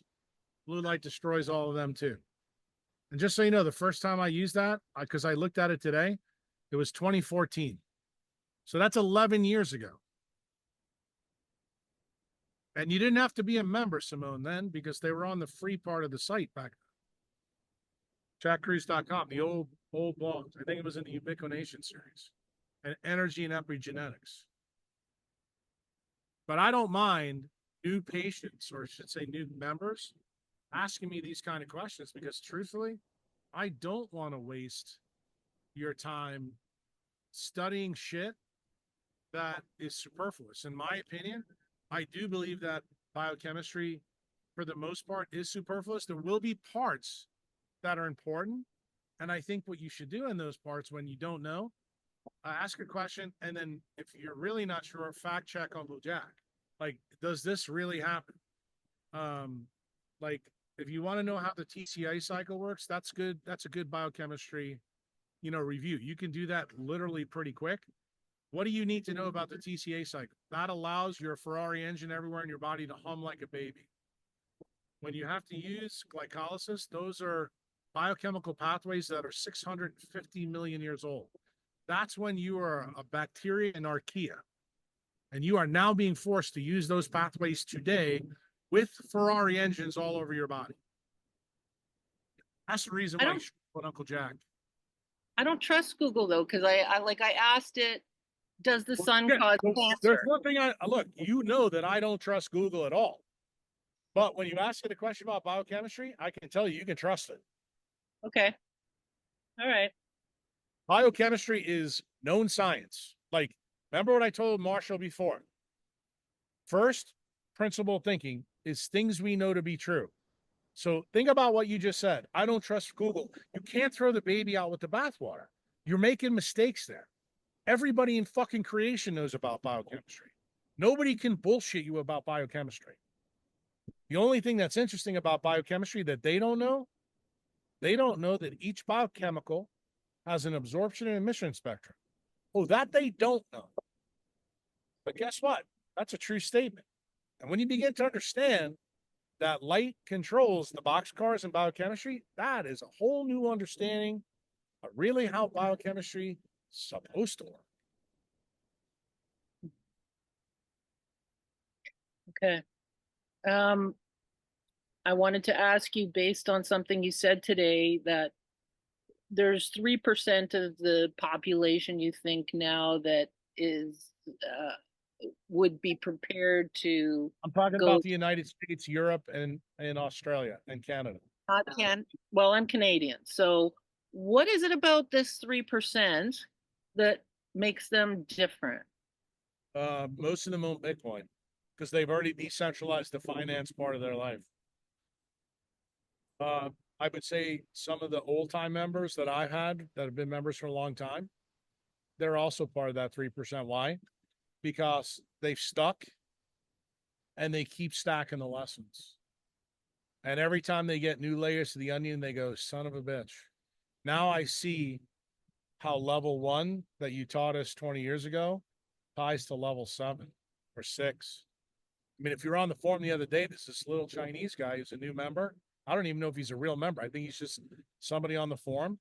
And he asked me a phenomenal question. I gave him a phenomenal answer. He said, Jack, you talked about the 7 energy levels, you know, in one of the Q&As and this and that. He goes, can you tell me what blogs link back to that? So he said, these are the blogs I think it leads to. Because what did he do? He learned something today that, or I should say he used something today that Frida learned about. You can actually take those things and do an F4 shift and search the blogs where they are. So he put all the blog names that are in there and he read those blogs. He goes, is there anything else that would link all these things together? You should go read what I gave him. I gave him the mother lode. Why? Because he asked a spectacular question. What's an F4 shift? That's when you basically copy and paste and then search the whole copy and paste that you did. Searches every blog I've ever written. So you know what that is? Simone, that's like you being in 3rd grade and going to the Dewey Decimal System and ask the librarian, can you give me a book about all this? Because I don't understand Jack.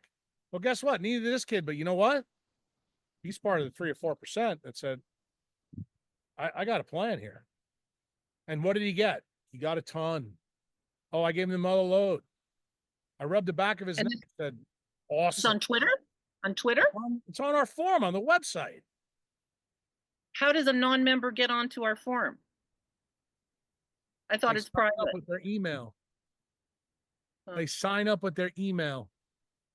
Okay. The forum is basically the Library of Alexandria of biophysics. Okay. You generally have to do a DIY. Okay. So if you ask me a question about your friend or this and that, you're not going to get an answer. It's for members, right? So this kid is a member, not a paying member, but he asked a great question. I like people that ask great questions. Why? Because the rest of you come by and go, wow, look at that. Right. Remember, they used to have 30 people in the classroom. So if there's one little fucker that asks the right question, you all learn. That's the whole point of the forum. But I don't think you guys use it very well. I really don't. I mean, there's some spectacular stuff on that forum. You know, people say when I post a tweet and this and that, like I'll be honest with you, I'm going to tell all you this because it happened today.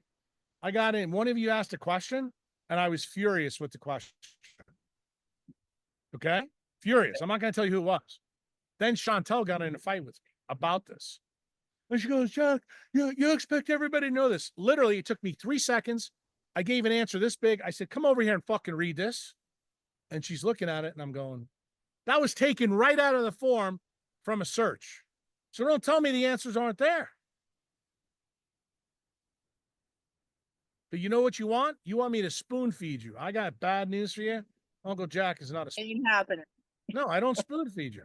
Because just like I told Tyler, I said, look, you got to get skin in the game. You got to understand the basics of how it fits. Once you understand the basics, then you'll actually be able to ask really good questions because you're going to go, okay, I got the basics.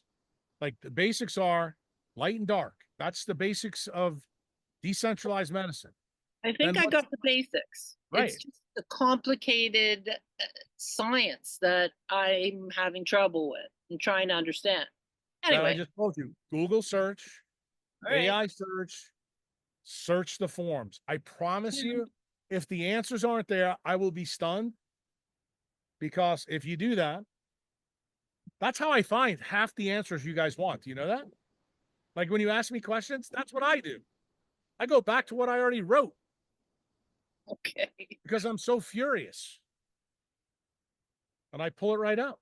And then I drop it in the form. And then I have to scream at Chantel. We get into a fight over it. Don't fight with Chantel. All right. It's you guys caused a big fight here today. I'm just going to tell you. I probably should out whoever asked the question, but I'm not going to. All right, let me ask I have 2 questions.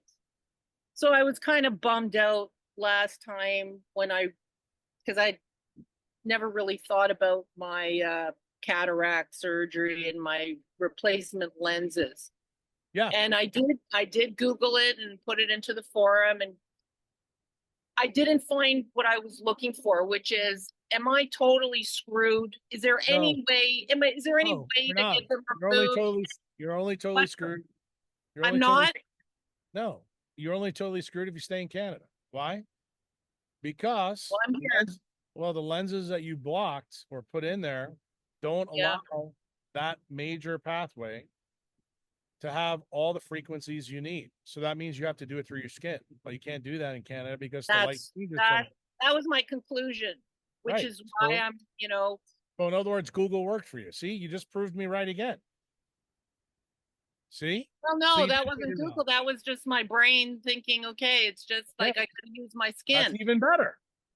You still proved my point that you're able to re-engineer the problem. So the answer is when you have bad eyes, yes, you can use your skin, but you know what else it means? It means you can't fuck around. Like you have to be out all the time. You heard what I just told Tyler about his mom. Same thing with her. She really wants to fix that colon. That rectus abdominis needs to be outside. I So you am. want to make sure your brain stays good, then you make sure that your skin is good. What's the answer there? Complex science you don't know? Now I'm going to give you your answer. The skin and the brain are tied together through the neuroectoderm. That's when you were 3 layers inside your mama. Nope. Skin and brain come from that layer.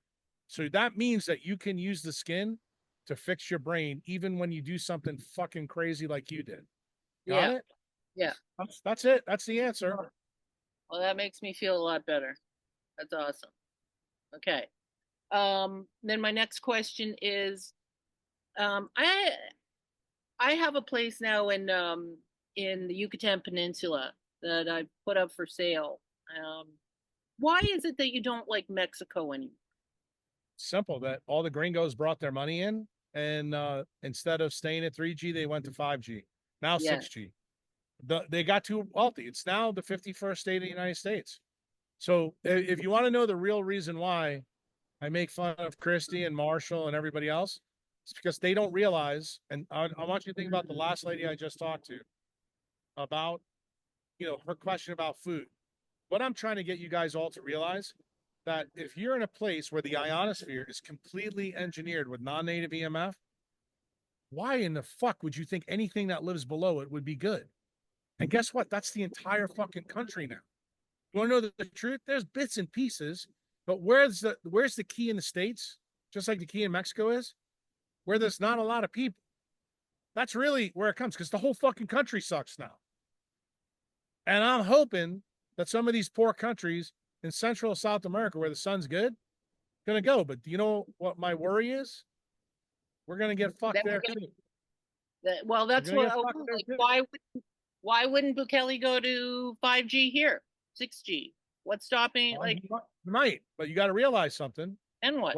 What I'm trying to tell you guys, this is the reason why Bitcoin is so tied to your health.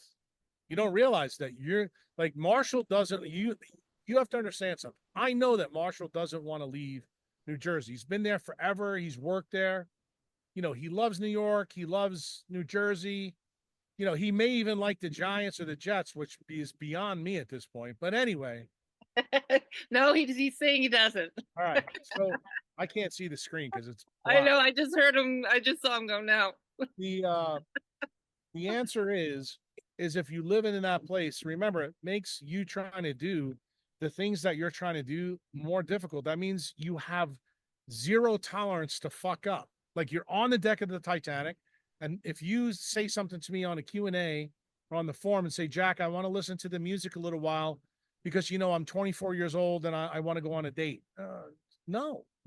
And I took 2 jabs from Pfizer. 12x risk. You cannot do that.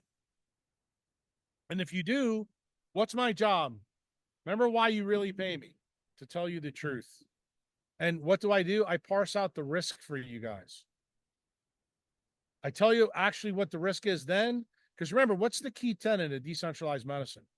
To sit you down, have a conversation, and truly tell you what the risk benefits alternatives are of this decision-making tree. Then, if you decide to fuck it up, I'm not going to be mad at you. I'm not. Because remember, I told you the truth. You've now been informed. Then you do what you want to do. But just realize when you come back on a Q&A and you ask me this fucking ridiculous question like, well, how can I still keep my gallbladder or do my eyes while still living in fucking Chernobyl? Do you understand why I get a little bit fucking aggravated? Yes. Okay, good. That's all I just want to say. And I really do enjoy, I have to tell you, I did consults this week. And there'll probably be a lot of people pissed off this week that I told them their questions were consults. But the consults are a really good place, I think, to get the message straight out so that you understand really what you're risking, what the benefits are, and what the alternatives really are. And then you make a decision. And then if there's any follow-ups from that, I say, put it in the journal. No one's going to know the context of what we talked about. So when you ask a question, then I throw the answer out to you. You know, say, this is what you should be thinking about. Like there's a girl right now that I know none of you know. She's down here in El Salvador. She's got a specific problem. And she sent me a message and I sent her a DM back. She's already done a consult. And I gave her the answer. Why? Because I know she's already doing what she's doing. And trust me, the fucking answer I gave her, she's on this call, enough to split your fucking head open. That's the whole point. The point is, you'll get the answer spit back at you. But you got to show me that you got skin in the games. You got to show me that the message and the information that I gave you resonated. You know, Well, if you're I'm stuck, here right, taking all your exactly. advice. The fact is you are here and you're doing the right thing. But remember what it means. Understand how it goes. Yes, the putting the cataracts in your eyes is a big deal. It means that you're not going to get the UV and the IR. That means Becker's regenerative stuff, the finger stuff, ain't happening for your brain, sweetheart. That's the reason why you got to get off your bullshit about not using Google for first principle answers, because your brain ain't good enough not to. And it never will be because you put a lens in front of it. You understand? Yes, I do. That's it. Success. I think we just scored a touchdown. We'll see if the extra point's any good. All right. Thank you, Jack. All right. Good luck. Thanks. Thank you, Simone. Okay, next we have Ryan. If you can unmute your line, please. Hello, can you hear me? Yeah. You have a bad connection. Yeah, we can't hear you. We're going to go to the next caller, see if we can get a better connection. Yeah, that sounds like Mr. Otto. Yeah, you're completely roboting. Okay, next is going to be Jeannie. If you can unmute your line, if you're still on. There you are. Welcome. Hi. Hi, Jack. Oh, I'm brand new. I only found you in January. okay. So I have vitiligo and I will be making an appointment with you, but I was just curious if you could share how I could ease into the sun. The sun seems to be key. Yeah, well, this one's easy. You get through your membership dashboard, you go to these two blogs. Oh, Right, good. You got a pen and paper? Absolutely. Solar Callus blog. And then the second one is Survivor Soup. That's where you start. What you need to do is get all your vitiligo areas red light exposed tremendously. Wherever you live, because I don't know where you live, the best way to do that. Yeah, AM sunlight for the first hour from the time the sun rises, and then the golden hour, which is the hour before the sun sets. That's where the most red light is in the sun, and that's the best red light for Jeannie. If Jeannie can't get that done, you can go buy one of those fake red lights that I'm really not a fan of, but you can do that and use that. And then you upregulate and learn how to make Survivor soup, and you start drinking it every single day. Okay. Anything you don't know, you do the same thing that I just told the last lady. If you don't know, search the forum, search Yes. Google, search all the blogs. And you don't know, you make an optimal journal and start writing it down. Put everything in your optimal journal because I check them every morning. And then if there's something else that I can add to your mix, I'll add it to your mix. After we talk, you'll probably have a lot more information. But just remember, when you tell me you got vitiligo, you've already told me you have an autoimmune condition that's definitely tied to blue light non-native EMF. It's tied to POMC. You're going to learn about a lot about that. It's also tied to your brain not working because you heard what I just told the last lady.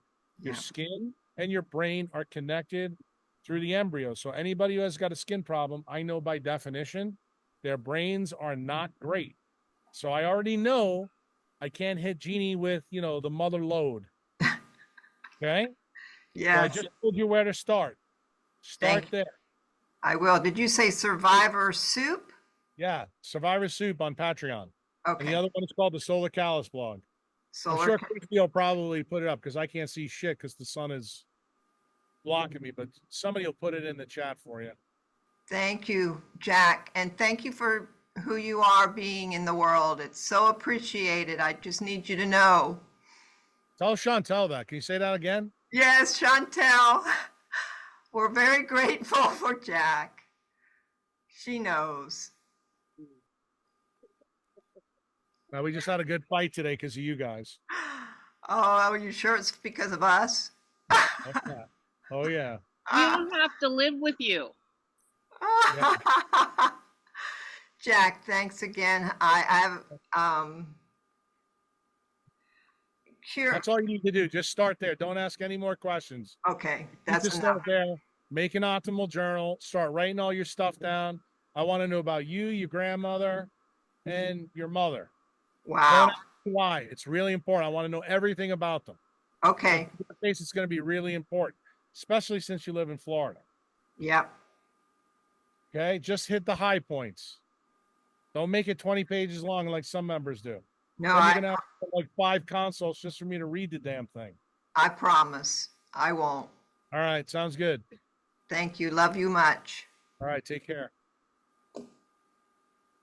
Okay, next we have Peter. Peter, if you can unmute your line, please. Welcome. Hi there. Hi, Jack. Privileged to speak to you. I've been a gold member for like over a year now, but right after I joined, my life got very chaotic. And so I actually haven't read a ton of blogs. So forgive me if I just don't know as much as you think someone who should know who's been on for a year. I got It's like preconditioning me not to punch them in the mouth. No, you can punch me in the mouth. I just actually I'd be happy if you punch me in the mouth. I just want you to know. I feel like I should know more. How about that?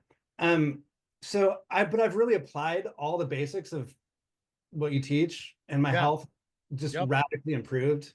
And I left my tech job and I broke up with my girlfriend and did all the things just that I needed to do to get my life in place, to get my health good, so I can take care of my kids.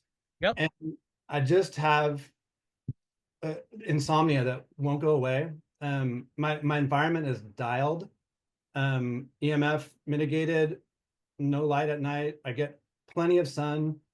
Okay. But you do realize that, and maybe you don't, because I'm not going to, since you said you didn't read the blogs, the one blog that I do need you to go print up, don't read it off unless you got a daylight computer. I got it. Engineering 47, because it gives you the basic wiring diagram for the sleep problem. Then now I'm going to tell you the real answer why you don't get this insomnia thing. Anybody who's got insomnia also has a problem with another heme-based protein. You know what that protein is? Catalase. Catalase, okay. Catalase is destroying the DLF in your brainstem. And what does that mean? It means that you have to have a very strong redox to rebuild it. Why? Because insomnia by definition means that the brain has not been able to protect the neural or the circulatory networks in your brain. So if you look at the slide that I keep posting, like I told you, it's 11 years old. It says that non-native EMF and blue light destroy heme-based receptors. You'll notice in the middle of that slide, catalase is there. What does that do? It makes more ROS in that part of your brainstem that destroys that tract. So you know by definition, you've got that problem there. So that Yeah. means your eyes and your skin need a chronic source of UV and IR. To get insomnia means that the damage is substantial. So what does that mean? No, 2 or 3 months for you ain't going to fix your insomnia. But the reason you still need to make the trip to a place like El Salvador, because when you do 2 or 3 months, if the quality or character of your sleep changes, that gives me a clue that you're fixable. If you come here for 2 or 3 months and say, Jack, it ain't going away, then I know that the damage in that tract for you is huge. Now, also things distal to it, which if you read that blog, because that blog was written for people with bipolar disorder, but you know that everybody with bipolar disorder also has sleep problems. Like many of them develop chronic insomnia. That's the reason why, because that pathway gets French fried. But where does it start? Usually starts in the central retinal pathways, destroys parts of the hypothalamus. Those go down to a place called the DLF. The DLF is right where the insomnia stuff is caused. Why? Because it's by a place called the reticular activating system in the brainstem. So when you get this problem, the things I'm worried about you the most, you're going to develop tinnitus. You're going to develop things like cataracts. You're going to develop problems with taste and smell. You're also going to develop potentially PTSD symptoms. Why? Because I do have that. all right, there you go. Your brain is trying to protect itself because it cannot regenerate. In other words, you got such a big punch to your neural system that you have not been able to regenerate that enough. So you're not generating that 1 trillionth to 1 amp of current to fix it because your environment needs to be better for a longer period of time. So you remember the story that I gave earlier to Tyler when I was going off on him? I told you the little girl in the Danny Jones podcast that I talked about on December 2nd, she got a brass lantern in your head. So if I compare Tyler's mom to that girl, you're in between both of them.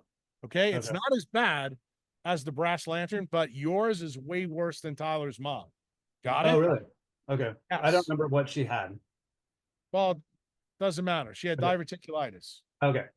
So the issue is when you read Quantum Engineering 47, you'll see that the greater and lesser splanchnic nerves are distal to this area in the brainstem. I'm telling you, that's how his mom got the problem because that's where her electrical footprint took it. Yours decided to make a pit stop right in this DLF and got fucking kapow. So what's happening at the DLF with you? I don't know if you can see the screen or not because I can't. NAD, oxygen, ROS is made between both of these. So what's here? If you see these fingers, this gets destroyed. As this gets destroyed, 30 million volt current leaks out. What insulates that wire? The deuterium depleted water that cytochrome C oxidase makes. Remember, that's also a heme protein. So that's the first heme protein broken in you. That current leaches out. What happens? It makes the ROS spike through the roof. So what happens with melanin? Melanin gets dehydrated because there's no water. The electric current then goes distally and decides to start causing TBIs all along that pathway. Well, guess what happened in you? Probably your hypothalamus, probably your habenular nucleus, probably things distal, because you said you have more PTSD symptoms. Well, yeah. Can I add something to that? Well, let me finish. Okay. Instead of fucking adding shit, listen. I'm trying to tell you what's wrong with you. This aggravates me. So what happened is the electric current stopped in you because there's a big footprint electrically at the DLF. So you've now made, how shall we say, a manhole and a hole like that deep. That's what your DC electric current that Becker talks about has to fix. So your fingertip is the DLF. That is the key to fixing the insomnia. Now, I don't know where you live. I don't know your particulars, but I would tell you if it's not optimized to fix that problem, you've got a very low chance. Why? Because insomnia tells me that the deficit is pretty significant. The PTSD history, ooh, that's also a biggie. That's not a little one, it's a biggie. That tells me that the neural pathways in you have been knocked out. Your circulatory pathways may be okay. Okay. Yeah. That's a good thing. When the neural and the circulatory pathways are popped, those are the hardest people to treat. Okay. Okay. And in your case, there's no way for me to know that because you haven't given me enough data. This is the Okay. kind of stuff that we'd explore in a consult because I'm going to ask you more questions. I want to know more information to see what you need to do. But Okay. that is the basic problem for you. Okay. So it sounds like maybe I should do a consult. Yeah, there's no way that we're going to figure this out on a Q&A. And just so you know, I Yeah. didn't know your question was going to morph into this because if I would have known that, I would have told Christy, Peter needs a consult because this, remember, Peter, it's important to you. You got a lot of other people on this thing going, bro, I got to get to my question.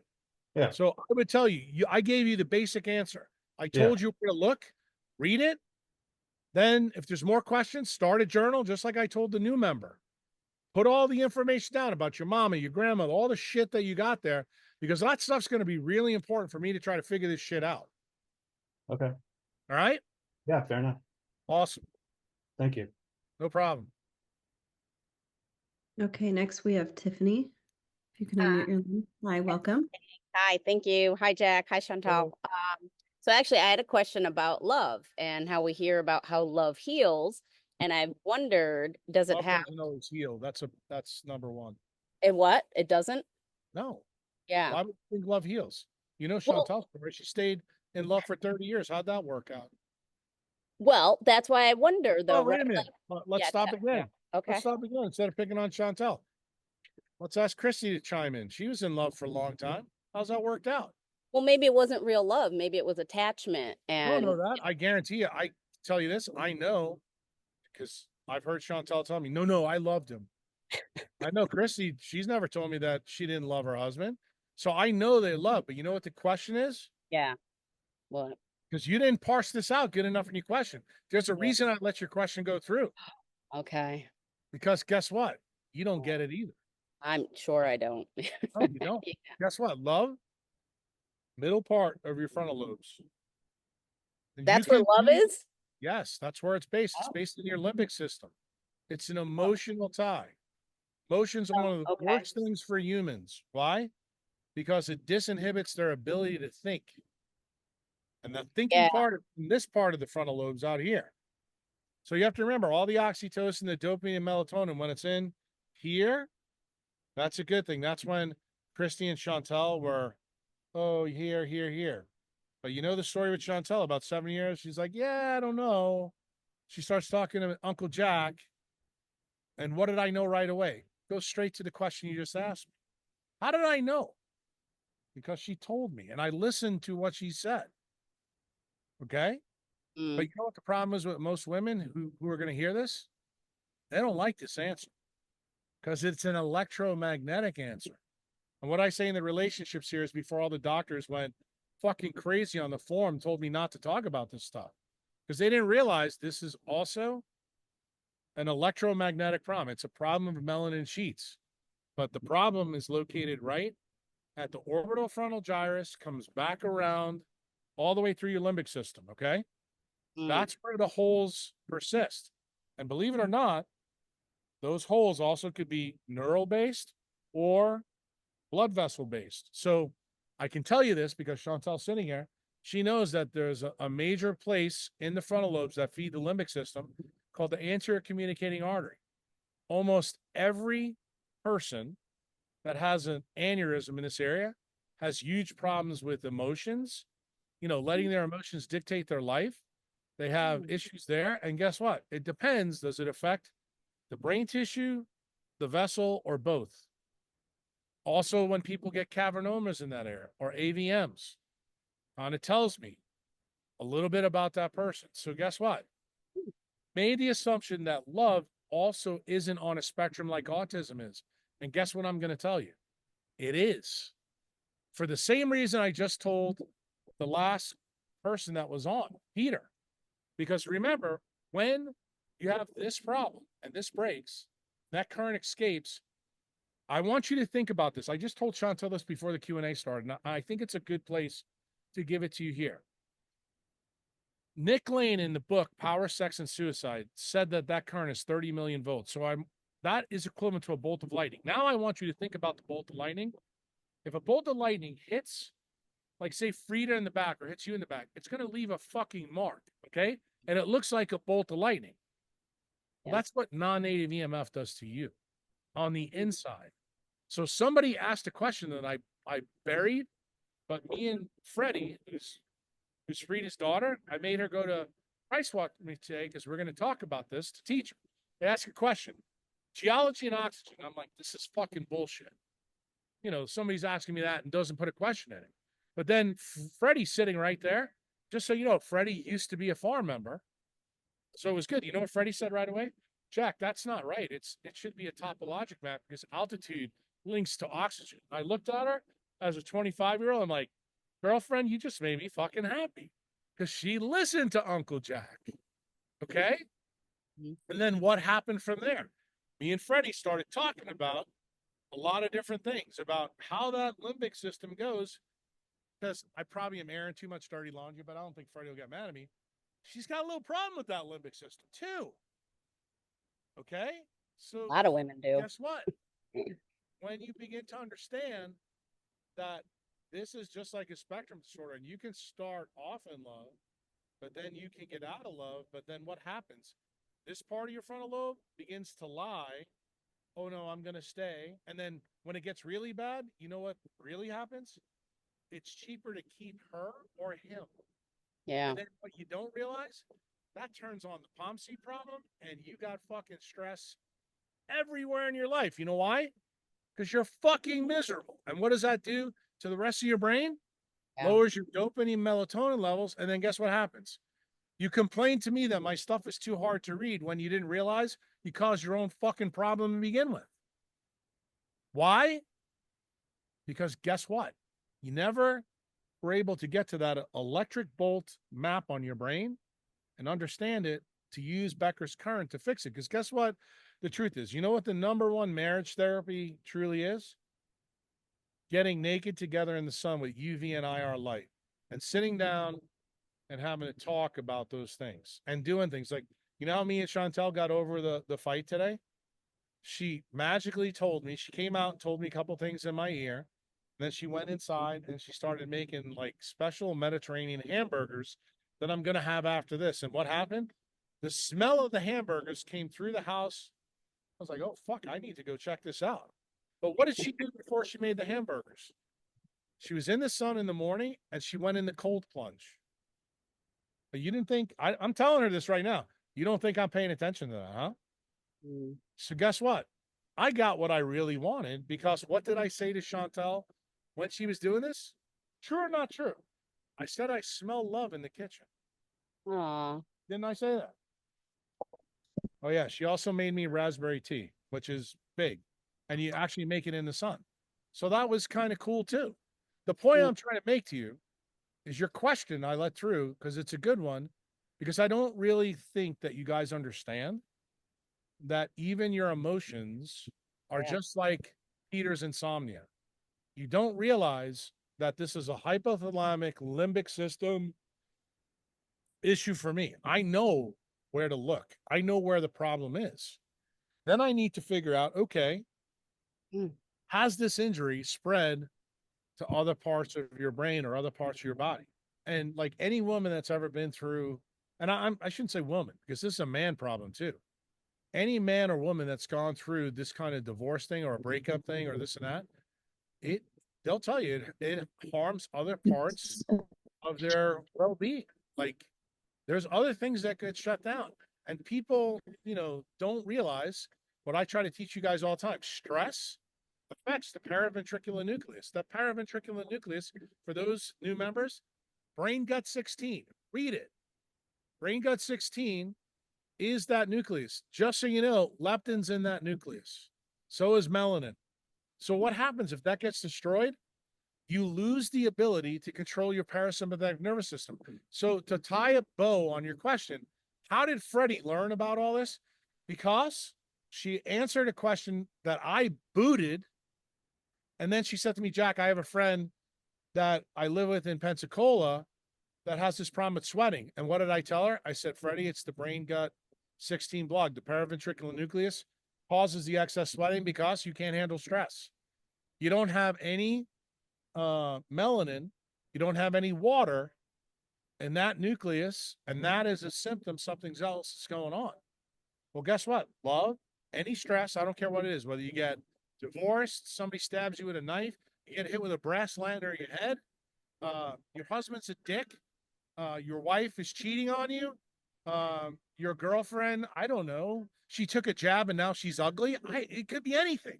Wow. All stress, the TV, Yeah. you know, the blue light, the stuff Peter was talking about. I used to work on a computer. You heard, did you guys pick up what Peter said? I got rid of my girlfriend. And look, then we got the love question. So guess what? This is quantum entanglement. Yeah. Even in the Q&A happening, because you know what? You need to know every fucking thing in you is connected. That's what the quote document's all about. But you may not see the connection, but you need Yeah. to. So love is like autism. It's on a spectrum. And if you don't have love in your life, it's because your tuning fork isn't resonating properly. And I promise you, when it is, you will draw flies. They will come to you like crazy. Yep. That's how it works. That's how nature works. This is the reason why we were at a wedding last night. And the reason I was thinking about this, answering this question, there's a fucking peacock in the tree while they're getting married. And he's talking shit and he's beautiful and he's resonating. He's like, he's letting us know that he's here during the wedding. This is nature making a statement. And the sun was beautiful as this thing sat. And I thought to myself, I wonder how many people are sitting here looking at this peacock and realize there's a message here. Yeah. Damn. So realize your love thing, there's a message. It's just like Yeah. tinnitus. It's like a cataract. It's just like insomnia. It's just like diverticulitis. It's just like Marshall wanting to drink coffee in New Jersey. It's no different. That's what you need to think about. You need to think about this. Yeah. NAD, oxygen, and broken. When this is broken, oxygen becomes a toxin. You develop an allergy. It's the great oxygen holocaust. Why? Because what are you doing? You're drawing current across the damage. That's allows the electricity to go into your topologic map everywhere in your body, and it fucks it up consistently. And don't think it's just in your brain. It may be in your kidney. You just don't know it yet. You don't believe me? Ask Tyler. He was a member for at least 5 years. He developed fucking AFib out of the blue. Well, guess what? That told me something. Shit. All Remember right. what I said? It's a spectrum. Who also told you it's a spectrum, but you weren't listening? Can't beat you up too bad because you're a new girl like Marshall. But who told all the old members? Doug Wallace. That's what heteroplasmy is. It's a spectrum. So when it gets really bad, diseases show up. When it gets really low, diseases go away. So basically, the sun, get in the sun, do all that stuff, and then the rest of the things in life will start to. Let me just tell you something. If you get naked in the sun, most of you girls say you get naked, but you really don't. No, I do now. I am right. I live alone, so I can. You will find and you will resonate. I promise you. You know what it's like? Sex for women and men is just like bees and flowers. When the flower is fully out, sending all its biophotons, the bee is drawn to the flower and then you make honey. Yeah. Sex is exactly the same way. And I was not allowed to talk about that because the women didn't like it because, like, I don't want to think about sex like this. I don't want it to think about electromagnetic. And then if you really want me to explain to you what light, water, and magnetism is, think about it. Where's the water in sex? Oh, okay, I got it. Where's the light come from? What's the two organs in your body that make most light? clitoris, penis, and tongue. Oh, so that's why we like to kiss. That's why we like to put the tongue on places that, you know, your mother told you shouldn't be. Well, guess what? There's the answer. And then what happens? When you do that right enough, that person gets an animal magnetism to you because they're drawn to the vibe that you're sending out. So you want to know why people will get divorced? Because they lose that oscillatory pattern. Yeah. In other words, the flower is no good for the bee. Why? Because the two people do this. Yeah. Maybe it's Tiffany's living in a place where her flower is really good, but all the fucking bees have been zapped by all the non-native EMF in her environment. And guess what? All you got is mosquitoes and flies. That's kind of true. South Florida. That's your question about love. Yeah. Not what I was expecting. All right. Amazing. Thank you as always. See, even Chantel's laughing too. I know. I love you guys. Bye. Bye. Okay, next we have Joaquin. If you can unmute your line, please. Hey, Jack. Question about, I don't know if you've been following on X, Josh Mandel and the 84K call Who cares? on March 14th. Who cares? How's that possible though? What? He's preconditioned to know it. What did I just tell you about flowers and bees? If you're dialed in, like, how did I know about MK Ultra? How did I figure this and that out? If your brain is tied to the global electric current and really well, can you actually make good predictions? The answer is yes. If you look at the slide that I put out, I went to Neil Strauss and Rick Rubin's thing in 2010. I put that slide in several tweets this week. Predictions that I made that would happen in the future. How come you weren't fucking amazed at that? But you're amazed at Bitcoin. Well, I mean, I mean, more fucking predictions in that slide than his Bitcoin price. Well, but I mean, 84K on the dot on the day at, it wasn't on the dot. It was $30 off. Okay. You know, but I mean, Joaquin, you know why you're amazed? Let me tell you. You live in fucking California. No, I know. I not that I'm just, look, I mean, You can't do it because you live in California. That's guess fine, what that guy's doing? He's probably doing more right than you are. That's the reason why some people have the ability to foretell the future. You want to know the truth? This is the reason why some kids with autism seem to be more telepathic. They have abilities that you don't even know exist. Why? Because their neural architecture, their cerebrovascular architecture is wired differently than yours. And because it's wired differently, you think they're special. They're not special. They just interact with the environment in a different way. Okay. I mean, that's fair. That's the reason I let your question through. I'm not. I want you to understand, bro. You have this potential in you. Well, no, and you're never going to have it when you live in a microwave oven. No, I get that, and I'm down in El Salvador end of April for a couple weeks. You know, we're trying. I'm trying. But you're asking me this question from California. You think it's amazing? I've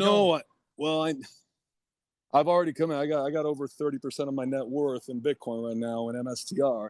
The question is, to me, is, you know, then today I'm reading all this. You know, there's a guy with over 300 million, you know, in a 40x leverage play, betting, you know, shorting Bitcoin 40x, and there's a group trying to do, like, you know, get them liquidated. So I'm like, I mean, is there any remote possibility that this is with the ETFs? We've got like a gold replay where there's they can F with the price. There is, of course, there's a risk. That's what Larry Fink and Lutnick are all about. They're trying to price manipulate so the United States can get in. But do you think it's going to go really, really low? No, it's probably about as low as it's going to go. And let me tell you something else, Joaquin. Not that you're aggravating me here. You're opening up something else that you need to do, because there's parts of this question that are good, and there's parts of it that are fucking horrible that actually point to your pathology, and I need you to see it. You know about Jim Simons? You know anything about him? No. Jim Simons. Just want to make sure that we're not getting any draft. Just listen to me. Jim Simons, if you put $100 in his fund in 1988, you'd have about $40 million. Do you know he has no stock market experience at all? He's a mathematician. You should look him up sometime. You know why his predictive thing was so good? Because everything he did was make asymmetric bets. What's the most fucking asymmetric bet anywhere in the world right now? Bitcoin. Next question. Learn about Jim Simons. Okay. Dude, you got to stop reading fucking Twitter and listen to idiots. All right, sir. And if you're smart, you'll go from 30 to 50% of fucking net worth in, especially at I'm 84 grand. close. Yeah, I'm close.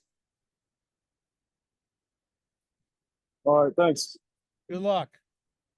Okay, thank you. We are going to try Ryan again. Ryan, can you unmute your line, please? Am I sounding less robotic? Yes. Yeah, now you sound like a human. Okay, great. Hey, Jack, how you doing? Good. So speaking of, you were just, shitting on California. So on the topic of California, you've mentioned in the past that the broadcast theory. My question is if you get good readings, let's say by building. Hold on. Before you go there, you're not allowed to do that. If you're going to shit on Joaquin's parade, tell him exactly what broadcast theory is and why Uncle Jack doesn't like California. It's the theory that with all of the broadcast infrastructure in Southern California, the whole ionosphere has been manipulated so that it's basically a different planet. Beautiful. And as a result, how do we know that may be true? Do you know the answer to that?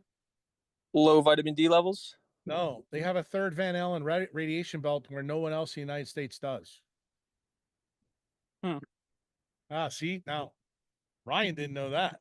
So there you go, Ryan. So that's good because it's extreme low frequency RF that the government has told everybody is good. But Robert O. Becker said, nah, fuck that. And then the NTP study came out in 2017, said, fuck that again. So this broadcast theory that Ryan just threw out, really important for Joaquin to hear. Really important for our other teacher trying to teach children here in Southern California. Can you really teach people that when you're sitting in the middle of broadcast theory? Got it? So I like Ryan's question already. Is it known when that developed, the new? As soon as TV started being broadcast from the United States. Why? I should say from LA. Because what did they do? It's mostly UHF and VHF signals that built it. And that was one of the reasons why DARPA actually asked Becker the question about the sanguine antenna, just so you know that. So I love this question because you may not know how it's tied to the overriding story. And then let's really dial this up because I think this is a tie in here. When you understand that broadcast stuff moved to Nashville, Tennessee, because there happens to be a person sitting here where that's a big deal, something going on right now around here, and why Uncle Jack left, because a lot of broadcasts started to go out of Nashville, Tennessee about 20 years ago. It left California. So guess what's happening right now? Over Tennessee, Kentucky, Northern Alabama, the same fucking shit. That's a big problem. Okay. Now let's make another tie. Did you read, Ryan, in Decentralized 36 when I talked about Len Burr, the only guy ever diagnosed with fucking Havana syndrome? Did you hear that he mentioned that he went to a place in West Virginia, Greenbrier, West Virginia, that has no fucking RF because that's where people who are targeted, who have Warburg metabolism brains, they try to go to get sane? Do you know why that's the case, my friend? Because it's the opposite of broadcast theory. In other words, the ionosphere there is not fucking geoengineered by the government. Why? Because the government even needs to get a clear window through the earth to fucking see what's going on in space. How do you like that? Is that Green Bank, West Virginia? Greenbrier. Is that the place with the telescope that they have to preserve? So there's no. Exactly. And guess what? Decentralized 36. I showed you the fucking video of Len Bear. Look, guys, this isn't old news. I just showed you the fucking video. So guess what? That's why your question got through, bro. In other words, I'm telling you the answer right there. You're asking me, and you're not realizing what this really means. It's a huge factor. When you engineer the environment above you, most of you think it's fucking spraying. It ain't spraying. The spraying is just blocking the sun. The non-native EMF is the fucking story. Because what does it do? Turns the entire ionosphere, changes the conductance. If you go look at the ubiquination theories, what was the whole fucking series about? That nitride cage and nitrogen in there. What happened before the great oxygenation event? It made it highly conductive. Should ask another question, Ryan. Why the fuck did we see an aurora in Jamaica last year? Because guess what?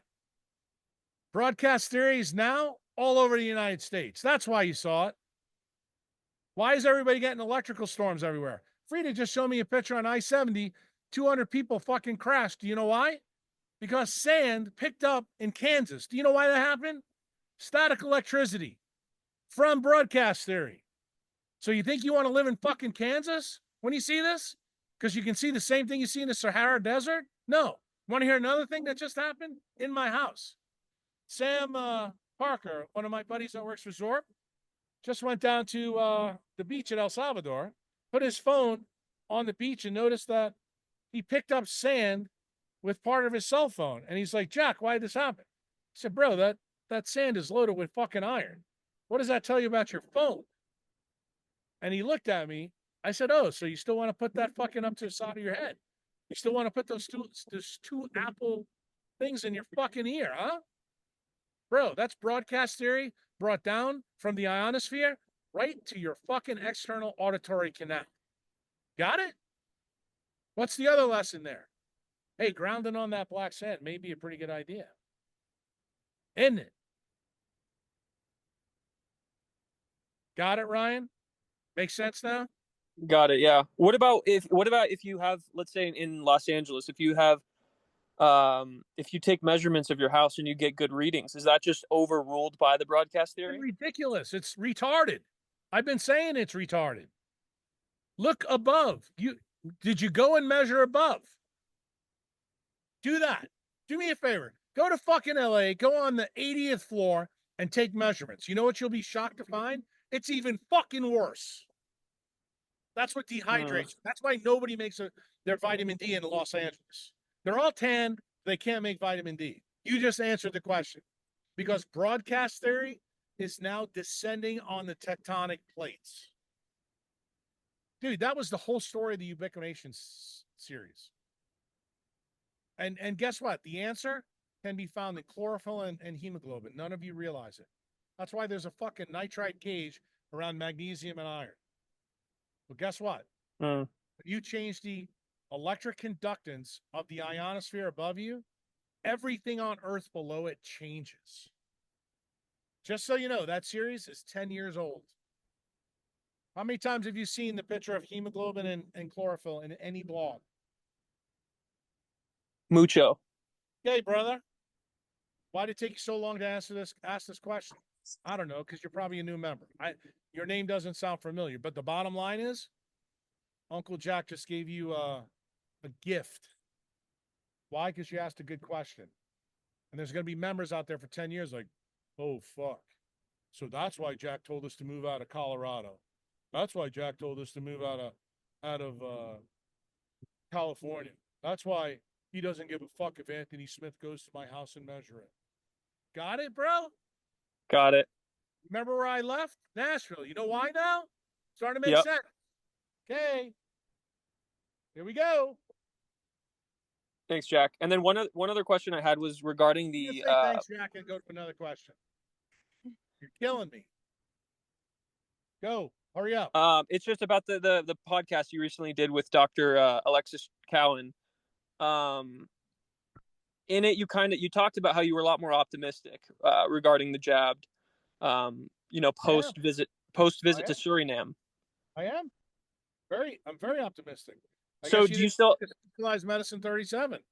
So how do you couple? Because in the podcast you mentioned that you don't even think it's as necessary now to relocate to the tropics. So how do you take that in tandem with what you were just saying about broadcast theory and about how everything's in the U.S. is still uninhabitable?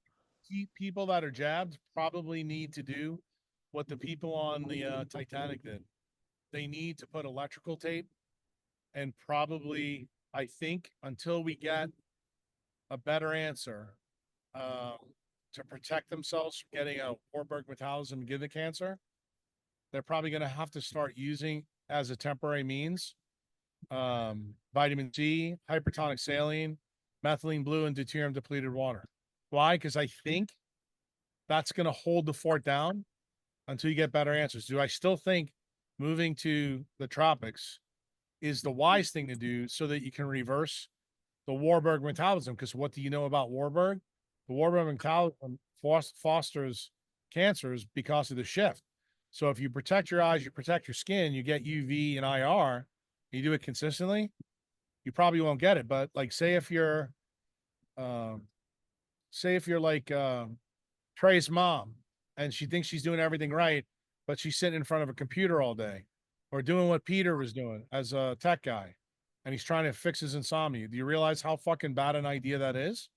And if you took the jab, let me just tell you what I told the client this week in a consult. Young guy, 24 years old, is going to go to New York to start his business. Twice took Pfizer jabs. Thinks it's a good idea because he likes the way chicks look in the bars in the W Hotel in Midtown Manhattan. That's seriously what he told me. So I said to him, I said, I'm going to give you a mode of risk assessment. I said, I get that you want to get some random score. I get that you need to go there because your tech stack requires you to be around a bunch of other idiots. Get that. I said, I am in my 60s working on my 7th decade of heteroplasmy. You are 26 years old. You're in your 3rd decade. I said, because you took the 2 jabs and you go into a 6G city, you have a 12x risk of dropping dead like DeMar Hamlin on the NFL field. I said, do you know that that risk is bigger than me dropping dead here in El Salvador? I said, as long as you're okay with that, go. So do you understand now how that ties directly in to your question? That the relative risk, if you took the jab, goes up if you're living in a broadcast theory area. Now, you probably have already figured out broadcast theory comes from what? Comes from not only technology used to broadcast, but just so you know, there's 14 million fucking idiots in Los Angeles and 20 million fucking idiots in New York that are broadcasting on their fucking iPhone all the time and their iPad and this, that, and the other thing. You guys have so much shit to do. So do you understand that broadcast theory is now brought down to the tectonic plates? I said, bro, you want to stay around there and look at these nice looking broads? I said, is having an acute cardiac event worth it? Or having your kidneys fail worth it? I can tell you, I don't know what he's going to do, but I told him the same thing I told you guys before when you do a consult with me. My job is to fucking tell you the risks, the benefits, and alternatives. Then it's your job to decide what you want to do. Whatever you want to do, I'm okay with. All right? Because all of you blamed former doctors like me that we didn't fucking tell you. Well, I'm telling you. I'm telling you loud and fucking clear. And I've been telling you for 20 years. Most of you thought I was bullshitting you. COVID should have woke you all up. Why? Because fit people are dropping dead and fat people aren't. And you still haven't figured out why. All the jabs have LNPs. The LNPs are going to the fat. They're not going to your organs. Skinny people are fit. Those fucking things are going straight to this right here, breaking this. That's why it happens. That's your brass lantern in your fucking head, in your heart, in your kidneys, whatever you want. It's very simple. It's not hard. It's all based on charge. All right, Ryan, your questions are finished. Thanks, Jack. Appreciate it.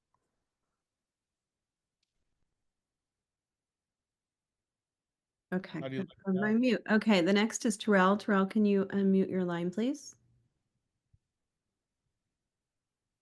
Yeah, so Welcome. hi, I'm a new member. So, I'm sure this question is a little amateur, but I know that food and water are tied to zip code. And so, and I know Jack already answered part of this earlier, but is there issues transplanting medical systems from one zip code to another, like What do you trying to mean? do TCM outside of China or trying to take Amazonian medicine into the United States? Well, let's do this. Let's think about this. Chinese medicine is 5,000 years old. Does the environment that Chinese medicine came up with all the principles exist today, Terrell? No, not at all. Why the fuck would you think that this is a good idea? Forget about your question. Think about that for a minute. I'm going to tell you that Chinese medicine needs to be updated for like broadcast area. What happens? Like, you guys are now living in a world where it's not hyperbole for me to tell you there was a fucking aurora in Jamaica last year. Not only is that linked to the EMF it's also linked to the reason why the North Pole is moving at fucking record rates.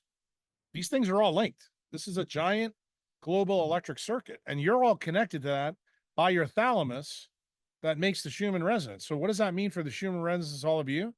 It ain't so good. What am I telling you? You're not as conductive as you used to be. So to get to the real point of your question, because I like it, I'm going to tell you treatments that match the electric resistance in your organ systems are going to be the best answer. But you need to realize what mitochondria are. They are a wiring diagram for how you take that 30 million volt current and distribute it through your body. And what you need to realize, it's not the size of the current that matters. It's 1/trillionth of 1 ampere. You have to dampen it. Not only do you have to collect it. So what is the system basically like?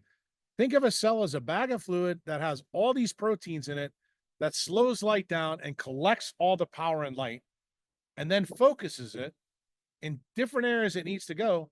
But the regeneration program, oh, that's different. That's where you have to dampen it to the lowest amount of current you can imagine. So the one thing in Chinese medicine that still is operational and works pretty well today is acupuncture. You realize really now why acupuncture works? Because you're moving current around. What is that the corollary to in Jack Cruz's blog that's live right now?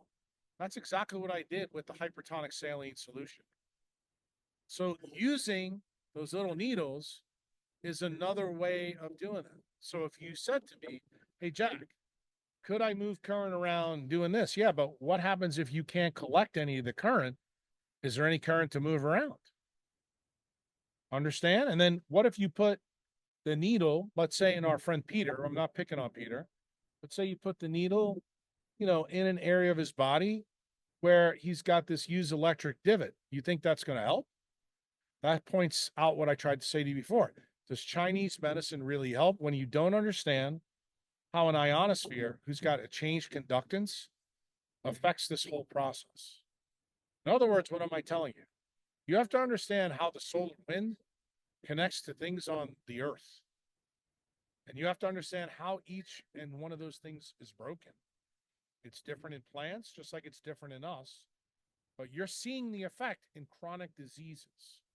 And those medical systems that you're talking about, they are categorizing the chronic disease epidemics on the planet. But none of you realize that above you and around you determines the disease phenotype you get because of this. And wherever that current goes and destroys it, first you have to regenerate. You have to put an electrical tape around that. And then fix the key problem first. That is the key problem where everything starts, at the inner mitochondrial membrane. And when you understand that nature was fucking wise as fuck to put water, pure water with no ions, around the 30 million volt current, why did she do that? Have any of you ever thought to ask this question? It's to insulate the current so that it stays between the two antennas. As soon as that current gets out, dude, it causes like self-electrocution everywhere. It's like a bolt of lightning hitting your insides. And where that bolt of lightning goes, it's destroying many different systems in you, including melanin. But what controls the whole regeneration pathway? It's actually that regenerative current of Becker.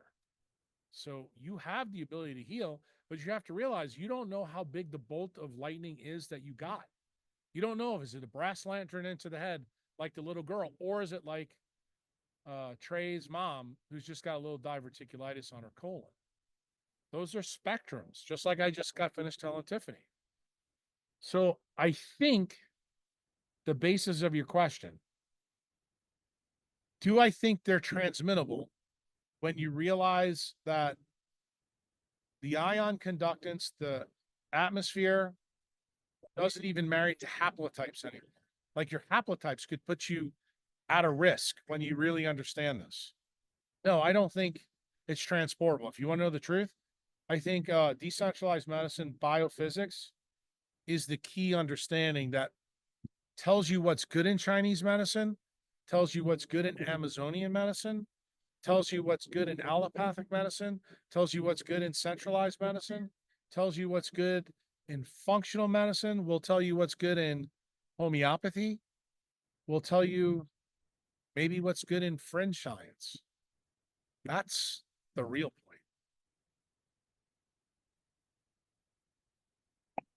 Thanks for that answer. So, will we ever get a cruise school of acupuncture?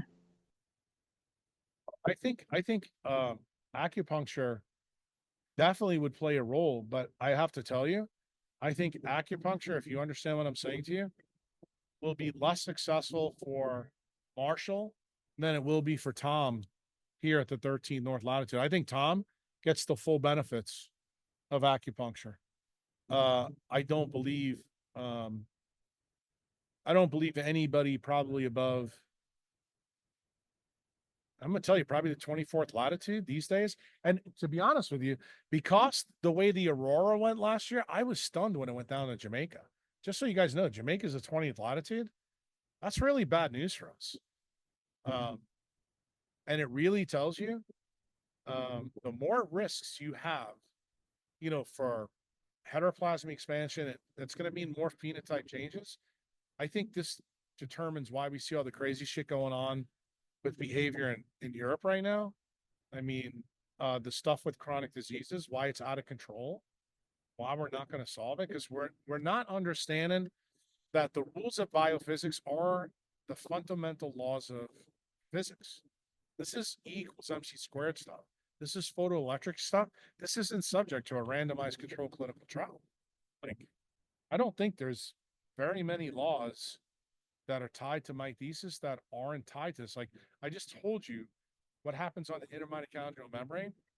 Most people don't even realize that pure water is an insulator, and realize what happens when a 30 million volt current hits water.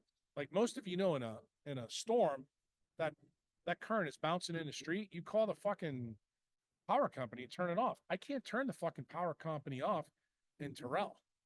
If I do, you're fucking dead. So what do I got to get you to do? I got to get you to move to an environment that it's more insulated and less conductive. Why?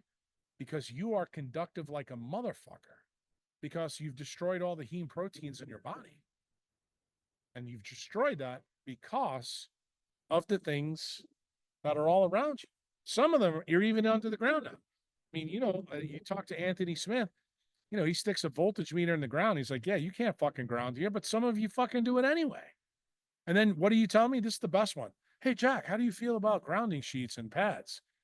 Think about what I just told you. Do you understand why I'm saying the things I'm saying? It's just not a good idea. You're in a highly conductive environment because of what the United States has done, not just above the United States, everywhere. Everybody's doing it to a lesser or greater degree. And it turns out where you have less money, they're doing it less. And hopefully that's where less people are. That works by, again, another fundamental law of nature, inverse square law. That's the reason why LA, Chicago, and New York are fucking worse than Dallas, Texas, Destin, Florida, and probably Portland, Maine. That's the spectrum that you guys don't get. So no, I don't think systems that are not based around basic laws of physics that I have, to be honest with you, I have any faith in. But do I believe that some of them will work? Yeah. Acupuncture happens to be one of the ones that makes sense. And that's the reason why Becker started studying it right at the end of his career before he got fucking booted out by DARPA. Thanks, Jack. All right. Okay, next we have Natalie. Natalie, can you unmute your line, please? Welcome. Hi there. Can you hear me? Yes. Hi, Dr. Cruz. How's it going? Pretty good. All right. I'm living vicariously through you right now because we're knee deep in snow and rain. Where are you at? Quebec, Canada. Not only you're in a shitty place, but you also have a shitty government. Tell me about it. It's not even run by a Canadian. It's run Oh, by a yes. World Economic guy. Yes, yes, sir. You don't have to tell me. And unelected. I forgot that part. I know. Appointed. We're so screwed. And I keep telling everybody I know, they're like, nah, it's gonna be okay. I'm like, no, you don't know what's happening right now. I'm gonna say Unelected. I've been more successful moving Canadians out of Canada than any other country. And I always tell people in the States, I moved more people out of Colorado Yeah, than any other state for the same reason. That I you believe probably it. heard. But some of my old members that were Canadians who had a lot of money, they're very, very happy that they listened to me.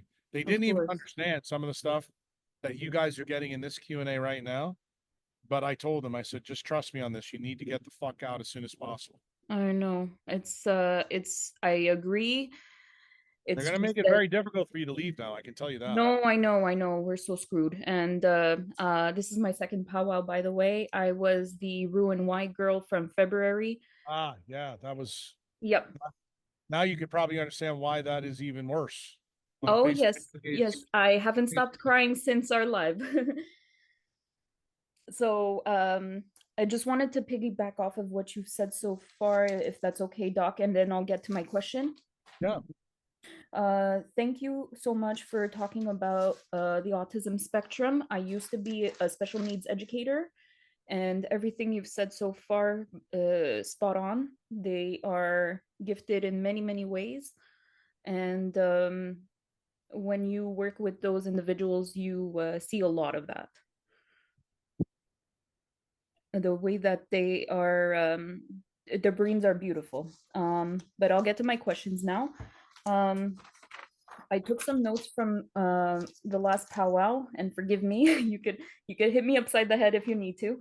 I just wanted to follow up with specific questions. Is there any truth to SSRI discontinuation syndrome? And if yes or no? Absolutely. Yes, absolutely. Okay. And that you do need to be weaned from it, but the best way to wean from it is when your redox is high. All of a sudden the medicines become superfluous. And just so you know, because we're continuing on a trend here, I like this question because I just had this discussion with Freddie. Freddie and I talked about it like 2 days ago. We talked about it today because her and I went to the grocery store together. Mhm. And she's got a friend that she's trying to help get weaned off meds. And I told her, I said, look, where she lives, in Kansas, likely not going to happen. I Right. said, but if she spent time in a place where she got chronic UV and IR and she regenerated the brain enough, yes, I believe you can stop all medications. I don't think Okay. there's any question about that. Now, someone like you, if the question is designed for you, you're going to be special needs because remember, you got a disrupted gut. I have to think about the gut. Yeah. And for like someone like you know that the big ticket, especially in the upper GI tract where Roux-en-Y is done, Mhm. it's linked to serotonin biology. That's really going to be fucked in you. Yeah. And that's the reason why someone like you, to be honest, I don't think you can stay at a high latitude and hope to get where you want to get to. But that being said, do I think you can do enough in Canada so you don't go batshit crazy or something else happen to you? Yeah. But I still think living in Canada, you're going to always have some problems. Yes, I Do I agree. think you also need to use a lot of cold to stimulate your mitochondria to make light inside of you? Yes, because that is the light, like you heard me talk earlier today about the spectrum of leptin. Prior to 2017, me going to Vermont, nobody ever fucking thought to look at the spectrum of leptin. And when they saw it was 220, and I asked the question to everybody in the audience, I said, okay, tell me where fucking 220 comes from. Because the sun stops at, according to NASA, 270, but it's really 250. I said, so tell me why God or evolution made something at 220. I said, because maybe it's not the sun. that your body is working in. And you remember, you got this surgery that you had done for a leptin problem. So guess what? That means you're not making any 220 light inside you, and I need you to learn how to do that. So Yes. CT for you is a big fucking deal, really big deal. And Yeah. can you use CT with, UV and IR fake light because you live in a shithole? Yeah, Yeah. I think you can do that, but you need to understand why you're doing it. And I know, from the discussion we had last month and what we've said today, I think hopefully you can understand now why your brain I'm really concerned about and why the things I told you last month are important. What Yes. happened to my tech because she was running on a Warburg metabolism. And I told her, I said, look, these are the things you have to do. And she fucking couldn't do them. Yeah. Or I say couldn't, she didn't want to do them. And I knew her brain was fucking fried. She was seriously working on a Precambrian brain, and it's a Ferrari engine. And you have to realize when your gut's rerouted, that means your gut brain barrier is wide open, while Yes. your brain blood barrier is also open because of the non-native EMF where you live. So you realize this is like a constant assault that you're always fighting. So that means you are on the deck of the Titanic, and I need you to fucking jump in the cold water and not Yes. listen to your husband or your stupid boyfriend or your mother and father, or anybody else, because your life's at risk. And Luckily, I lost all my friends when I was sick, so that's not an issue. well, but the point I'm trying to make to you, because remember, this isn't just answering the question for you, it's answering it for other people in the audience. Because a Roux-en-Y is very similar to you having a TBI and a gut open issue from Yeah. living in, say, Los Angeles.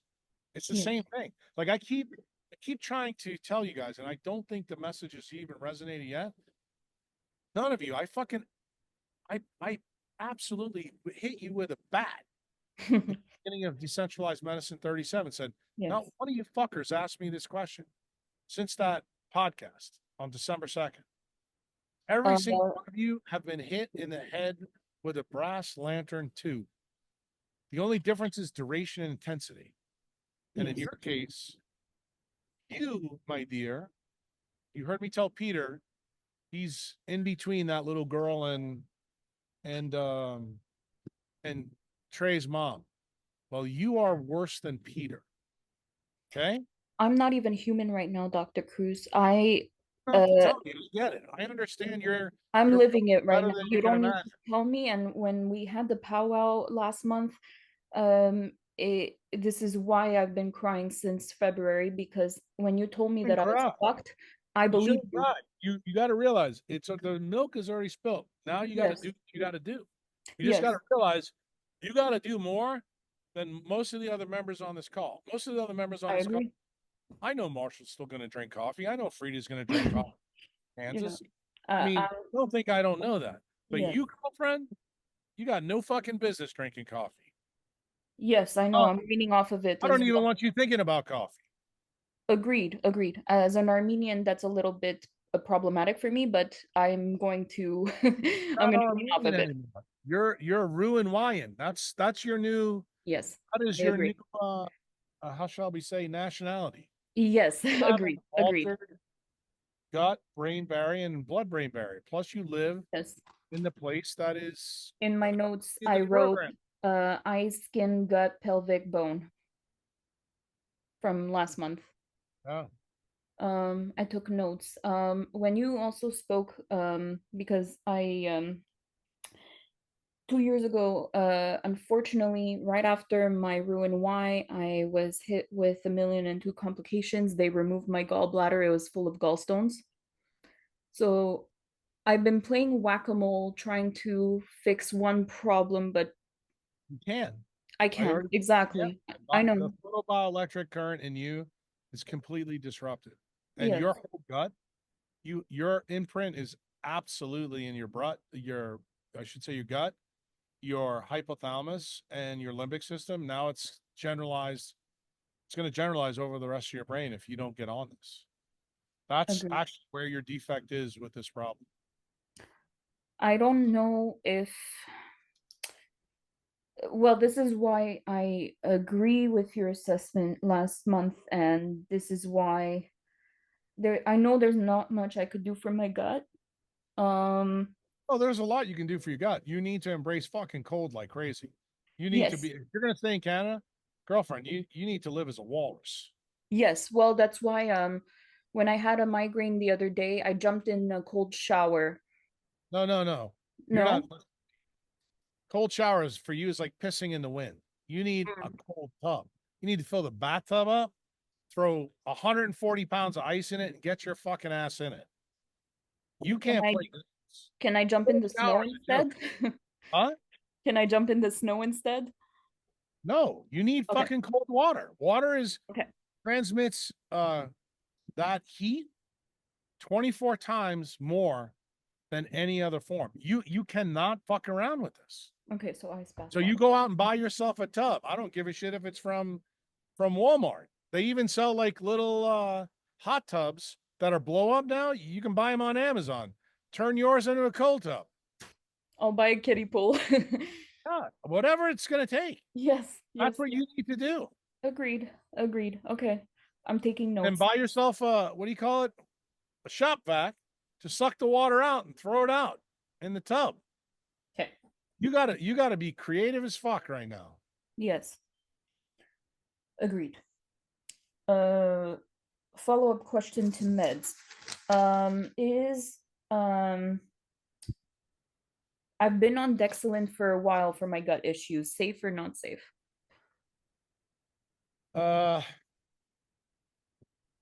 That's It's a hard. ve- That's yeah. a hard question to know because I don't Okay.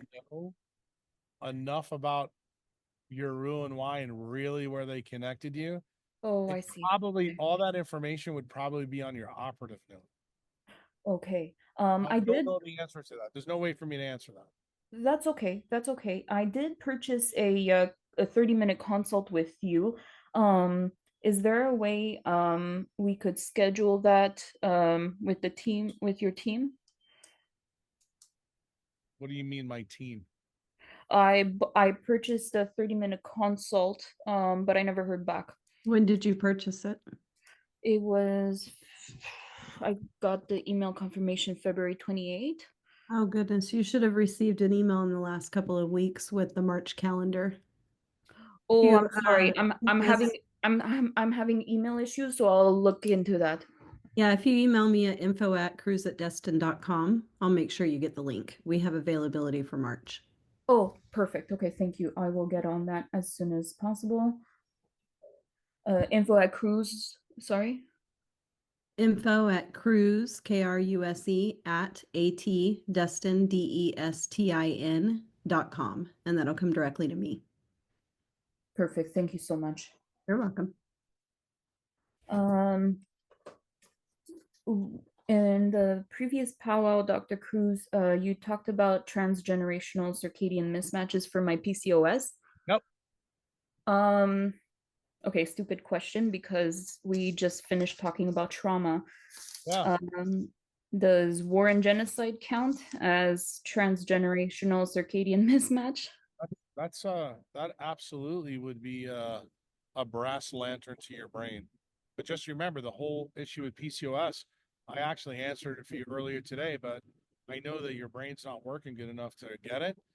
Remember the heme protein that controls the CYP or the cytochrome P450 system that controls all your hormones is also heme based. So guess what? That's the reason why your hormones are all fucking jacked up. Absolutely no question about it. Okay, CYP. Okay, I'll keep because All I'm your hormones are controlled by heme-based enzymes. And that's the reason why everybody is on the surface of the planet is complaining, hey, why is my progesterone and estrogen screwed up? Why is my T low? It goes directly back to Ryan's question, because you're living in a fucking microwave oven. Yes. That's the answer. And nobody likes that answer. I don't. You know, I don't make the rules of physics. Yeah. I don't care whether I like it or not. I'm trying to fix a very broken 32 barely year old body and I can't. They took too many parts out of me, Doc. I don't think that's the real problem. I It's think if you not. were down in a place like this and stayed here, I think you could be a shit ton better. Canada's your fucking problem. I know. I've been saying it, but they all think I'm crazy. Who gives a fuck what they think? You're the one falling apart, not them. I know. I know. Well, when it's your family. No, when it's your family, they're the ones that you should fire the first. They're the idiots. You think I'm kidding you? I'm not. Transgenerational, what does that mean? You got it from your family. Why the fuck would you ever listen to them? Because they're the ones who went through the genocide and wars. So what? That ain't got nothing to do with you now. Look, there's genocide and wars in your past. Those are the things that ruined your phenotype. Girlfriend, you're on the fucking Titanic now by yourself. Yeah. Got it? You're not thinking about this right. You're thinking in the past. You're making a huge mistake. Let me just tell you how this works. Punch in the mouth comes, regeneration starts. If you're still focusing on the punch in the mouth, that's the reason why you never got to the regeneration. I told that girl, what's her name? Alexis's girlfriend, Cheryl Utley, whatever. I think that was her name. She asked me right at the end of the podcast. She goes, "Tell me about childbirth." And this and I said, "Look, childbirth is supposed to hurt a woman. Why? Because that pain is what actually gets her regenerating back to health. And what do? We put a fucking needle in a woman's back and then put a scar on her belly and cut her open, and she doesn't know what the fuck's going on. And somehow everybody thinks that this is not a problem. I got news for you. That blocks the regenerative current. You want to know why women who have multiple C-sections are fucking train wrecks? There's your answer. Because they never recover from that, because everybody's afraid of pain. Everybody. No, the pain is what leads to the regeneration. Yes. So the war, the genocide, girlfriend, get it? It's bad. Move on. If you're not using that pain to get you better, then forget it. It ain't happening. Yes, sir. Very last question, and I'll leave it at that. I do have a fibroid issue. I think we discussed it very, very briefly last month. I have a gynecology appointment tomorrow. Should I ask my doctor if, of course, depending on the ultrasound results, depending on size and location of the fibroids, should I get them removed? Should I ask for my gyno to schedule surgery for me? How would I know? You don't even have the test done yet. Okay. You're asking me to tell the future. I can't do that, Natalie. Sorry. We'll discuss during my during my consult. Yeah, it sounds like your consult probably shouldn't be 30 minutes either, just by the sound of this. But we'll start there. I'm sorry, it's the only thing I could afford. I would have given you everything. Just make sure you bring all your stuff. Get all your stuff that you get from the appointment, because we're gonna need it. And if you got your op note, pull your op note out from the room. Why? Because I'm gonna want you to tell me exactly the centimeters in your gut they reconnected you at. So go highlight it and look at it. Okay. Sure. Yes. And how do I get you that info, Doc? No, you're just gonna talk to me when we're there. You're gonna read it in Canada. Canada. Okay. Got it. Sorry, I was just wondering because I'm still new. I'm still figuring out the forms and stuff. Okay. Thank you so much, Doc. No problem. Have a good one.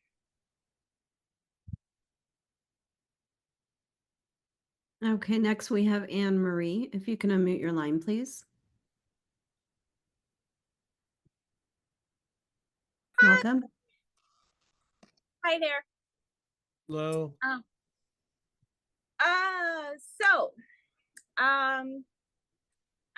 wanted to ask you about the Schumann resonance and how it is affecting the Earth's magnetic field. And I did see in your blog with, or not blog, I'm sorry, a podcast that you did with the Health Ranger. And it was interesting that just came out. And you mentioned something about that, but you were talking about the field 80 to 100,000 feet Did you listen above to what I just said about the 15 earth. minutes ago? What was that? Yeah, I just answered the question for you 15 minutes ago. right. So I guess what I'm saying is I just yes, I did, and I'm going to go back and listen to that again. And I wrote down something about the Ubiquination series. Yep. And so I want to go and listen to that. So we can skip that and I'll read the Ubiquination series. It's very simple. When you have too much conductance in your environment, you cannot reconnect with the Schumann resonance. The Schumann resonance is made by the sun and the earth. So when your ionosphere has been made highly conductant, then you're disconnected from nature's rhythms. And what controls that? That's what all your circadian rhythms are linked to. Cool. Yeah, I want to read that. So since I don't need to ask you about that, I wanted to ask you about a friend of mine who has endometriosis. And I've been trying to tell her, you know, convert her over to be a mitochondriac a little bit. And I wonder if you could just elaborate on, like, is this also, I'm assuming you're going to say yes, but is also a non-native EMF problem? And could you elaborate and explain that so I can play this for her? But you're killing me right now. I just answered that question to Natalie right before you came on. The hormone that controls all of this stuff in her uterus is a heme-based hormone. If it gets destroyed with the circadian mismatch, that's what endometriosis is. That's what fibroids are. It's the same story. Like when you're saying this to me, I know you're new, but I just answered both of your questions literally in the last 15 minutes. Right. I was just kind of saying, I think you did already answer the first question, but I just wanted to know if you could put it in a little bit more layman's terms so that I could kind of convince my friend. She's actually came out here to El Salvador with me. She's here with me right now. And I've been trying to tell her, I'm like, gosh, like so many things that you're telling me about your symptoms are so similar to mine. And I really think that the sun is your answer and Dr. Cruz's prescription is the answer. And I wonder if you could just say it in more simple terms to somebody who's like even more of a newbie than me, that she will understand, because she's kind of like, you know, not totally. Hormones are controlled by a heme-based protein that's destroyed by non-native EMF. She can't make them. That's why she's got endometriosis. Why her hormones are jacked up. Okay, so because of the lack of sunlight and because of the blue light. She lives in a microwave oven and she gets no sun. Okay. So she's got a huge injury and she can never get to the regeneration program. That's the problem. So if she moved here for a couple of years, would that maybe heal her? I don't know anything about her, sweetheart. Sure. You're asking me to fix the car without the car being in the garage. I don't know anything about her. Just that she's your friend. But as far as like, that's good. She's in El Salvador. That's good. Hard stop there. They told her like she has like chocolate fibroids or something like that, and like then that they should laser them. You're absolutely killing me right now. Okay, you're killing me. Just let her listen to the Q&A. Let her hear it, because you're clearly not hearing it. The answers are in there. Where she lives, lack of sun is the reason why she's got the problem she's got.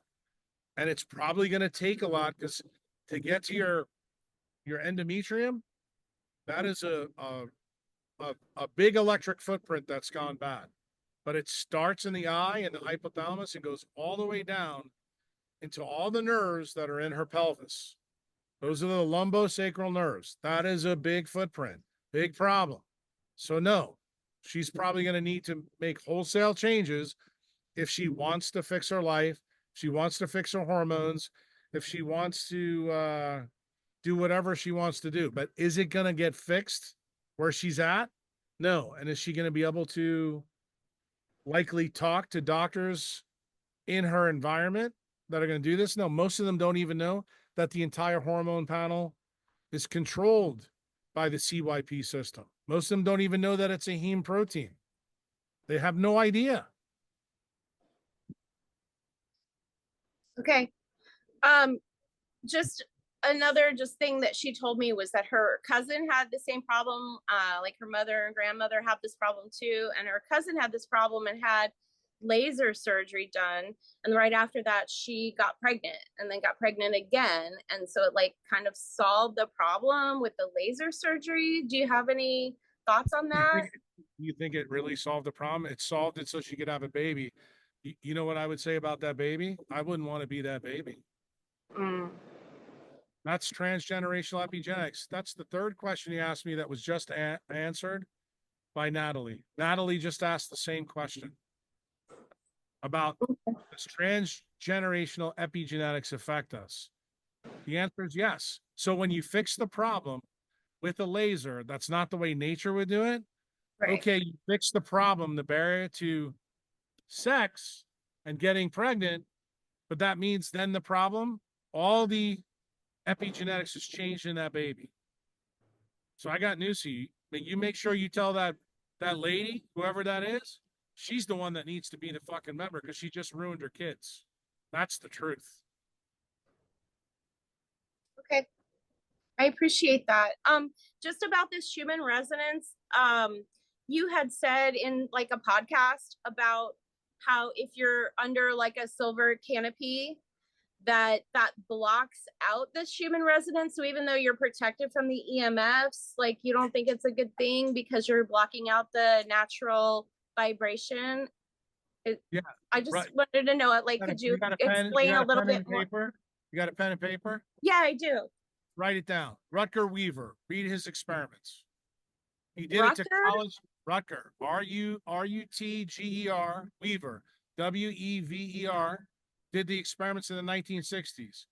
When he did this to college students, they all went crazy in 8 days. That's all you need to know. Okay. I appreciate it. Thank you so much, Jack. All right. Good luck. Okay, thanks. Bye. Okay, thank you. We are on to questions to be read. First one's from Skip. Given 2 days off per week where I can max out on sun, I'm curious if there's any difference between the days being back to back versus being staggered midweek and end of week. Intuitively, the latter feels more like my batteries are being charged more frequently. This is a great question. The true answer is I don't know the answer to this. I would look at it knowing where Skip lives on the Gulf of Mexico. Yeah, well, I forgot Gulf of America. Just been pointed out. I would say that I would think it's better to spread it out than just do 2 in a row. But I have to tell you, I don't have any good science to back that opinion up. It's just based on what I think I know is going on in that area. That's kind of the answer I would give you. Okay, next question. Let me go back down here. Is from George. So refreshing listening to you. I understand the historical context of how casinos were designed to keep patrons engaged, from the mob painting over the windows to the strategic use of complimentary food and beverages. Through my research on slot machines, one-armed bandits, I've been exploring the potential neuropsychological effects of vertical optokinetic stimulation on dopaminergic Yeah, he's talking about the stuff that we talked about in the frontal lobes before. Yes, it has a huge effect on it. Okay, given that visual motion stimuli can engage midbrain structures involved in reward processing, do you believe that the continuous exposure to vertically moving reels influences dopamine release in the substantia nigra and ventral tegmental area, reinforcing addictive behavior? Well, those areas aren't addictive behavior. The areas that he mentioned are Parkinson's disease. The addictive behavior would probably be the locus coeruleus. But the question is a good one. Why? Because yes, it definitely affects both dopamine receptors, all types, and also the melatonin in those tracks. And this is the basics of why the flicker effect is a huge problem. And if you go to a casino enough, you actually develop stroboscopic effects from a one-armed bandit? The answer is yes, you can. And it leads to massive problems. Mhm. Do you think they understood the optokinetic stimulation effect back then, even if only intuitively? No, I don't think in the beginning that that MK Ultra or SRI did, but I do believe in the last 15 years they have, based on the papers that are coming out that DARPA is supported. And I know that they learned a lot about this from helicopter pilots when they made the new Sikorsky, because they changed the blade design so that these guys wouldn't get this effect. So I actually know a little bit more about this. So they know about it now, but they didn't know about it in the beginning. Okay. Do you have any other things to add to it? He says, I'd love to hear your perspective, especially in the context of neuroplasticity, addiction mechanisms, and potential links to circadian disruption. I mean, it's what I said. I mean, when you alter dopamine and melatonin, you're basically guaranteeing that every single circuit there is at risk for a TBI. And it's going to eventually, if you do it long enough, it's going to turn your whole neocortex into redox shift. It's horrible. It's not just, it's just not addiction. That's the problem. This truly is somebody who is, I mean, the best way to put it, you're fucking French frying your brain. That's effectively what you're doing. You're doing what Hannibal Lecter did when he opened the brain and started putting slices of it on the pan and ate it in front of you. I mean, you're doing this wirelessly. It's just fucking stupid. Okay, let's see. Next is from Dan. You wrote in Decentralized Medicine 36, if I understand correctly, that the cochlea is a quantum EMF detector and it predicts a future evolution of a hidden sensory channel we've lost touch with or have not evolved yet, like telepathy, wireless communication, and GPS abilities. I just listened to the podcast. They present a bunch of examples of severely autistic people who seem to be telepathic and present multiple examples of quantum entanglement. In QE45, you wrote, I think a lack of melanin pigment initiates atavistic expression in autistic kids of the central and peripheral nervous system. I'm curious, one, if you have experience working with autistic people with telepathic abilities. No, I don't work with autistic kids. Okay. And the next is if you think telepathy is a real thing. I do. Okay. And the next is if it is present in autistic people as an atavistic trait, then why would telepathy be a trait we have lost in evolution and does not change your thoughts on autism or evolution? I mean, I think that answer is pretty simple, because it wasn't useful to our adaptation. But do I believe other animals have it? Like, for example, monkeys, primates. Yeah, I think it's present in the animal kingdom, but it's not well studied. It also tells you of a potential future evolution. I think the best example in this question, though, reason I let it through, was this is the reason why the American Indian, who used to have unbelievable magnetic sense and direction, like GPS, like, is now gone. We don't have it. Do I think another issue? Why do human females not have an estrous cycle anymore? Same reason. These are all examples of things that we've lost. And I think the Quantum Engineering 45 blog should get people thinking about a lot of different diseases, not just autism. And I don't think it has. I actually think that blog is one of the better blogs I've ever written. And it kind of tells you in it, it's the story of the Neanderthals, just with artificial light and skins on, animal skins on their bodies. When they went up to a high latitude, they lost 125 grams of brain tissue. In that 125 grams of brain tissue, we look at the benefits to us, where we became creative. You go look at that melanin slide that I show hundreds of times over. Melanin breaks down to dopa and dopamine. What did that do? It flooded the brain with dopamine. Well, that was good because it made us creative, but it set us up for some of the problems that George just mentioned in his question before. When you put dopamine, phenylalanine, or tyrosine wide open into a brain that has an open blood-brain barrier, that induces brain damage. And I don't think people really understand that yet. But, you know, you think about brain damage with a negative connotation. Humans are brain damaged Neanderthals that got a benefit. That's the truth. And I think what I'm trying to tell you now is everybody on the planet, since we've already lost that 125 grams of tissue, you're now involved in a quiet war with quiet weapons that are shrinking your brains more. And what's the result of that now? Because we've lost what we've lost. That's frontal temporal dysplasia. That's Alzheimer's disease. It's Parkinson's disease. It's addiction. It's autism. It's diabetes. It's cataracts. It's almost any disease that you can think of. Obesity. I don't think that there's a disease out there that's a chronic disease that's not related to this mechanism.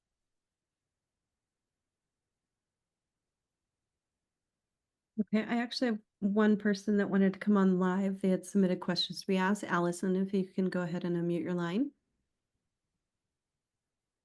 Thank you so much. Sorry, I didn't clarify in my email. Hi, Jack Cruz. Hello. I've been thinking about like talking to you for a long time, so I might get emotional. I just want to say thank you so much for changing my life. I used to, 9 years ago, I had all the problems, postnatal depression and insomnia, and also lots of problems. Your work not only healed me, but also took me to this state that I'm just loving everything in my life. So I just want to say that personally to you, and I absolutely love your work. Love who you are. And yeah, so last year, 6 months ago, and I left my corporate job and started my coaching business because this wisdom, the laws of nature, is so profound. I would like to just amplify that, just do whatever I need to do. I think that's my purpose. So I'm still new to this coaching business, but I'm definitely not new to your work. I've been following you for about 8 years, over 8 years. So yeah, I feel like, you know, starting something new, completely different, is not easy for me. So I'm just still learning how to do this myself. And I do always want to interview you. But I know I'm starting out, I don't have a big following. And so I want to ask you, what do I need to achieve to be able to interview you? You have to just talk to Chantel and schedule it. That's it. Yeah, just email the team. Just email the team the details. And I just that lady, just so you know, Natalie, I just did or Allison, I'm sorry. The lady I just did the podcast with about consciousness. I mean, I just looked, I looked the other day. She's done like 7 podcasts. I think the most people that have watched her podcast was like 50 people. So don't think it's because you're new that it's the problem. My problem with podcasters, they always ask me shitty questions. So if they ask shitty questions, I'm usually really not into wanting to talk with them. And you know, the last podcast, I wasn't really enthralled with what she wanted to talk to me about. But when she told me that she read everything and she read all the books and she knew everything, I said, okay, here we go. I'm ready. I'm going to fucking unzip her right here. So just be ready, because I got news for you. Uncle Jack doesn't play with live podcasts. I love that. I've been listening to almost all your podcasts. The average times is 12 times. I just want to just understand what you're really talking about. And I've been going down these rabbit holes, probably not as big as you, but I just love these things in all nature because it just makes sense to me. I remember first time I got to know you is listening to your podcast. Like I didn't understand much you were talking about then, but you said the one thing you need to do is watch sunrise for the rest of your life. So that was it. So I never missed the sunrise since then. Good. Glad to hear it. Hey, Allison, I sent you a message, private message with the email address to email the team and we will get you hooked up. But we got to move on to the next caller. We've got a lot of questions. Thank you. Thank you very much. Okay, so the next one on the list we have is Nathan. Jack, considering vasopressin's crucial role in regulating hydration, stress response, and circadian rhythms, how does chronic disruption of its release, particularly under stress or EMF exposure, relate to cancer? Well, I mean, it's a good question. If you understand the whole mechanism, any type of brain injury is tied to vasopressin release. That's part of the reason why vasopressin made its first foray in the blogs in CT4 and CT6. I don't think most people have realized that. That's how long ago I was talking about this stuff.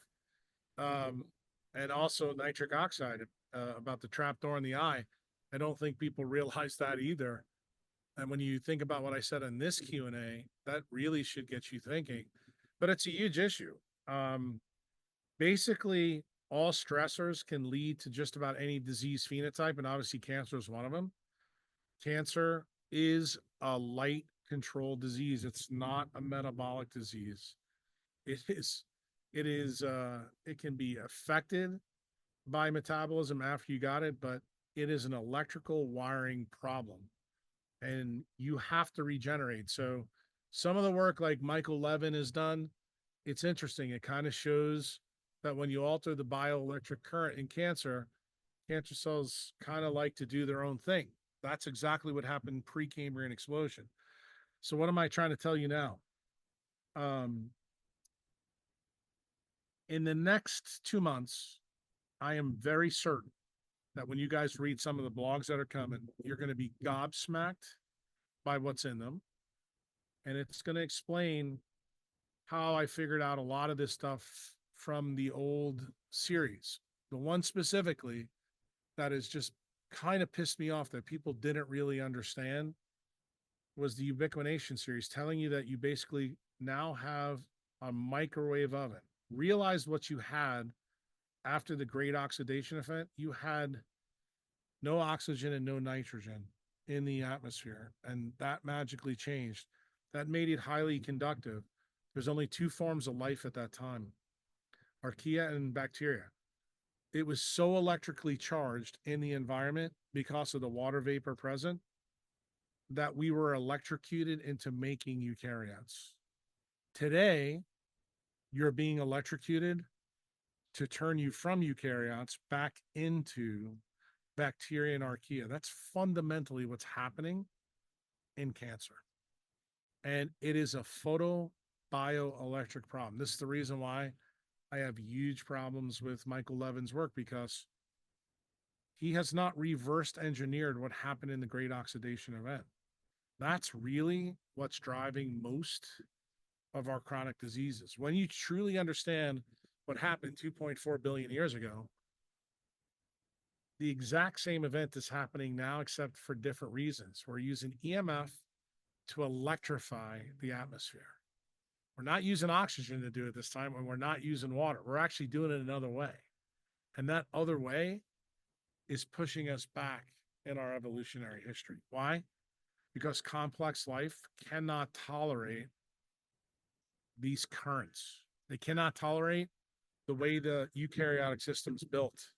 And we're even seeing the effects in plants. That's the reason why, if you read that series, I try to get you to understand there was a reason why Monsanto was made, because they had to figure out how to germinate seeds in a different type of environment.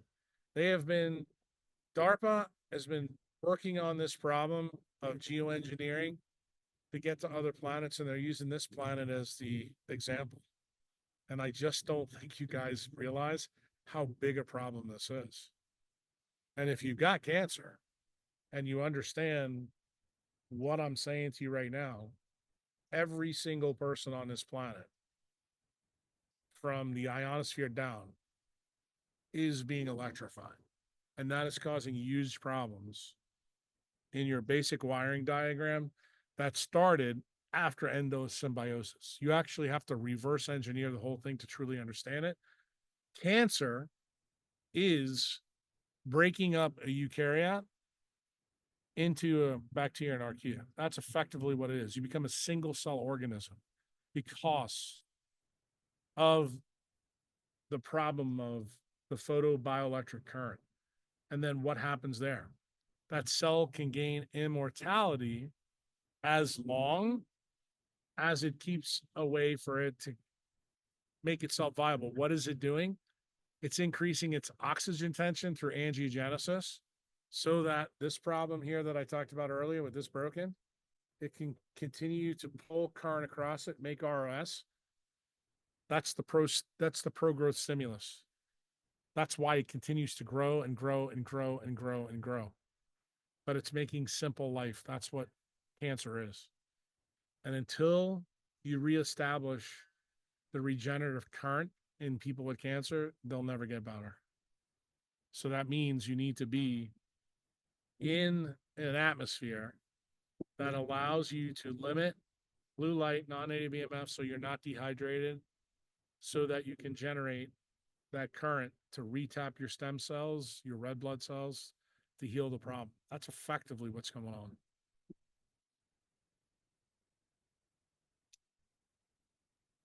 Okay. Next is from Yvette. My 15-year-old son had a surgery a year ago to fix his SVT before I found Uncle Jack. We live in North Miami and he goes to public high school. After reading the SVT blog, I was wondering if it's logical to get a good quality red light panel, since you mentioned that this is equivalent to Adazine, for him to use since he barely gets AM sun high school schedule. Extremely grateful for all you do and all the knowledge you share.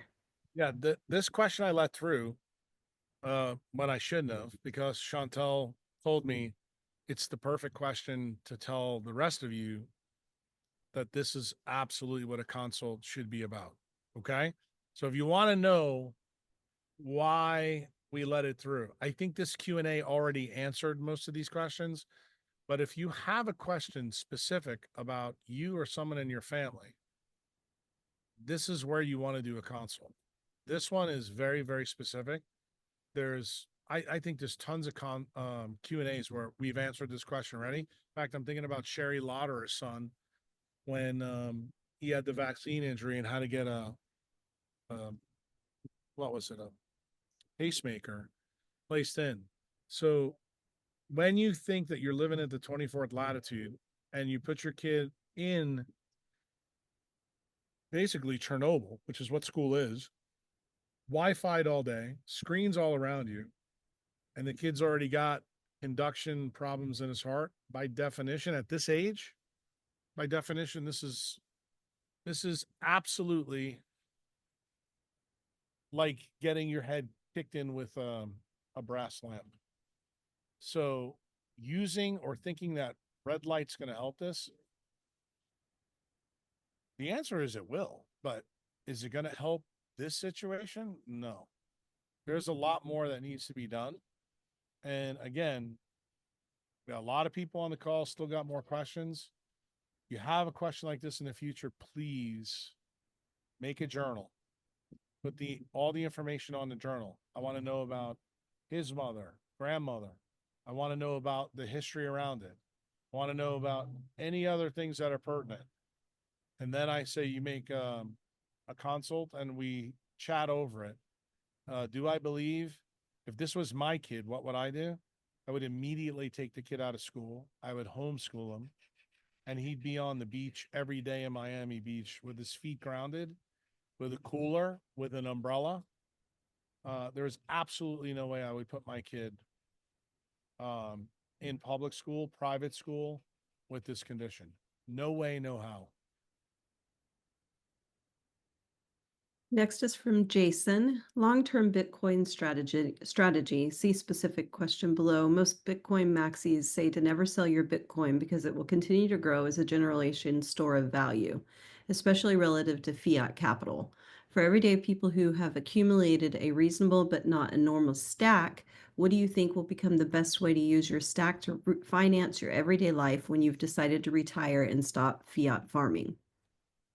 Take a look around you. I think that should be the question. I got Tom and Nancy sitting right over here. Just so you know, they sold their house here in El Salvador, just bought a new one.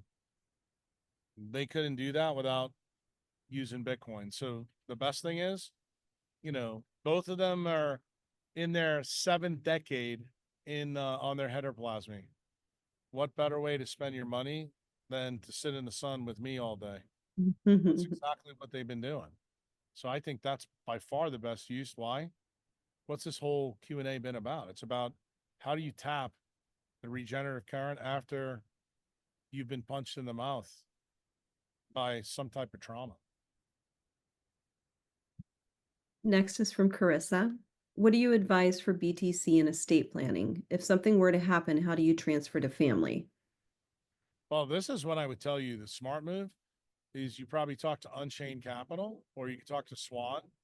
They have people that actually get you plugged into the estate planning part of their company. Their answer is going to be different for everybody, but the most common answer for most people is a multi-sig wallet where you actually do a trust, where it's set up. But that's probably the best way of doing it. And that's what most people do. If you decide that you don't trust anybody, you probably are going to have to do a lot of homework on yourself. I know there's a book out there that I forget the name of it because I talked about it on a Q&A a long time ago, probably 2 or 3 years ago. That's a great estate planning book for Bitcoin. So I know it's out there, but I think so much has changed in Bitcoin now about what is physically available and what you can do. But I think the first thing I would do is I would sit down with the guys at Unchained Capital. I still think it's only like $1,000 to sit down with them and go over the whole thing and tell them that you're looking for an estate plan. Guaranteed they'll help you out. Okay, next is from Tyler. He has 3 questions. First question.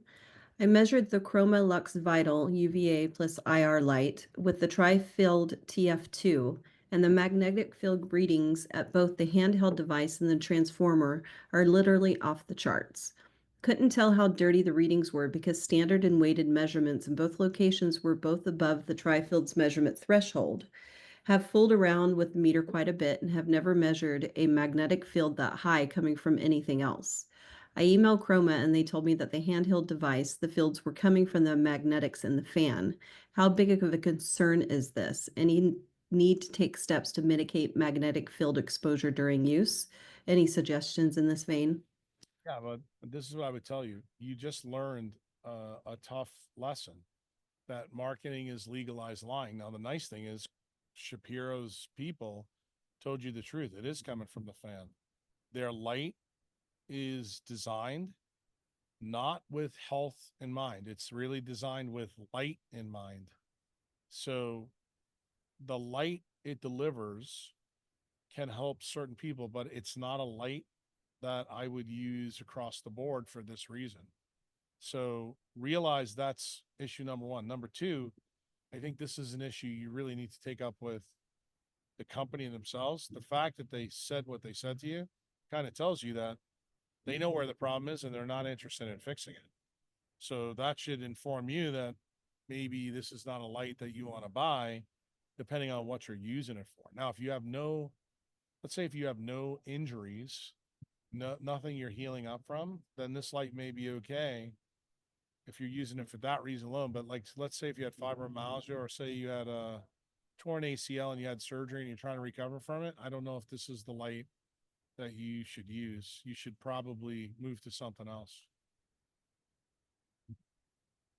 Second question from Tyler. I'm considering a reverse osmosis water filter for under my sink that includes a UVC water sterilizer, 254 nm LED, marketed as neutralizing viruses. Do you think this is a good idea, perhaps including or especially in light of the SV40 concerns? I have one in my house here in El Salvador. Installed it probably 6 months ago.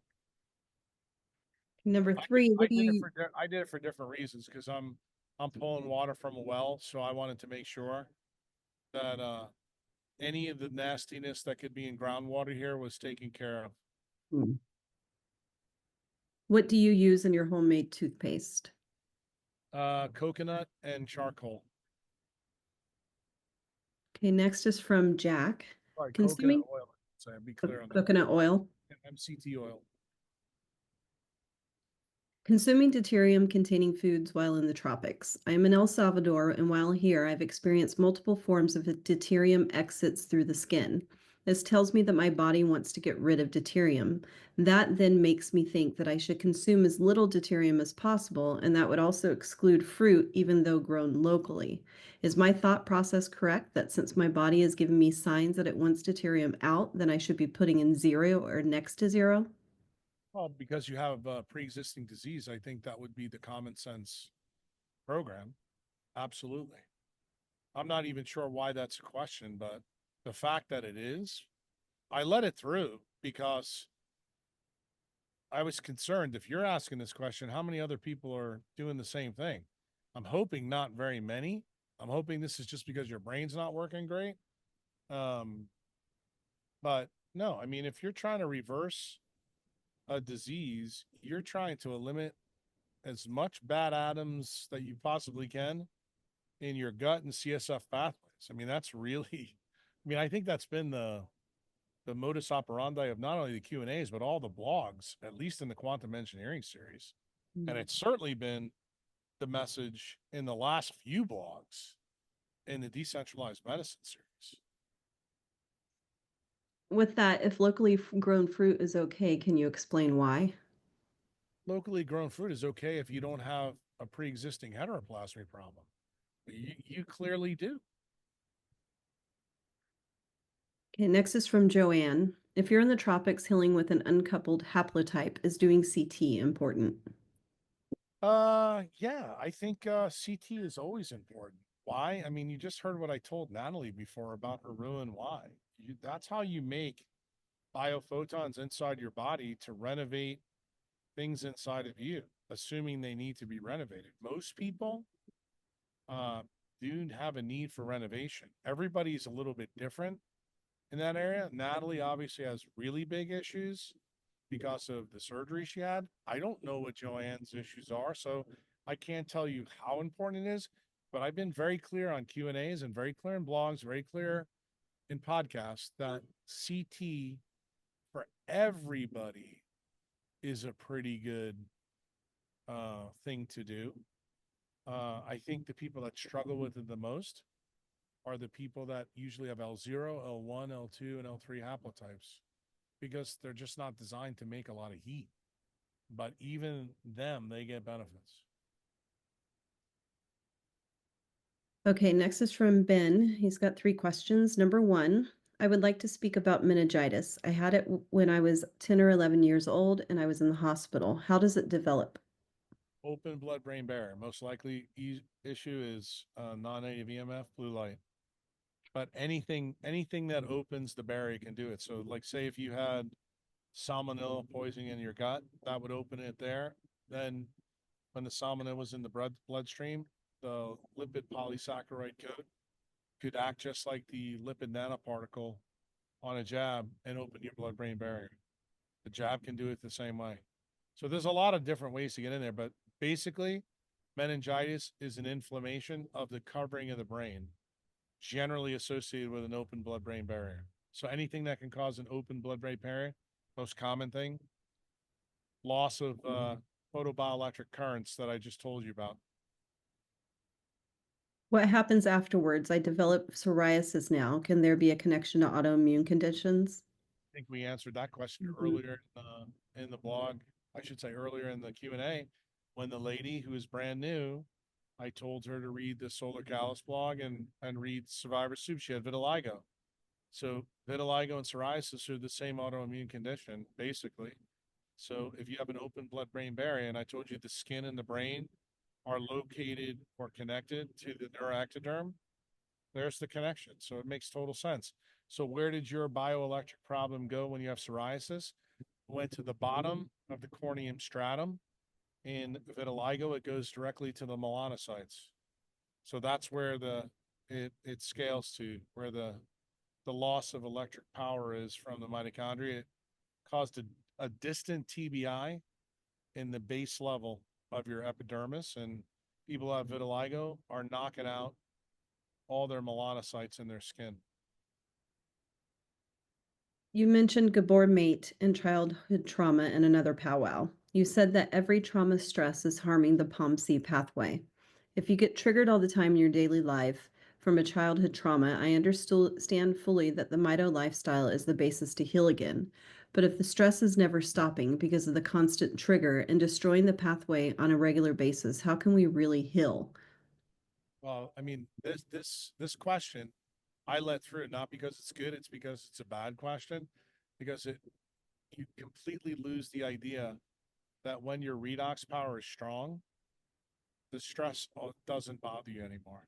I just had this conversation, ironically, with Chantel today, because she read this question and she asked me what I thought about it, and I told her, I said, when you understand the wiring diagram between the arcuate nucleus, POMC, and the paraventricular nucleus, when you reestablish hydrated melanin in those areas, stress doesn't bother you anymore.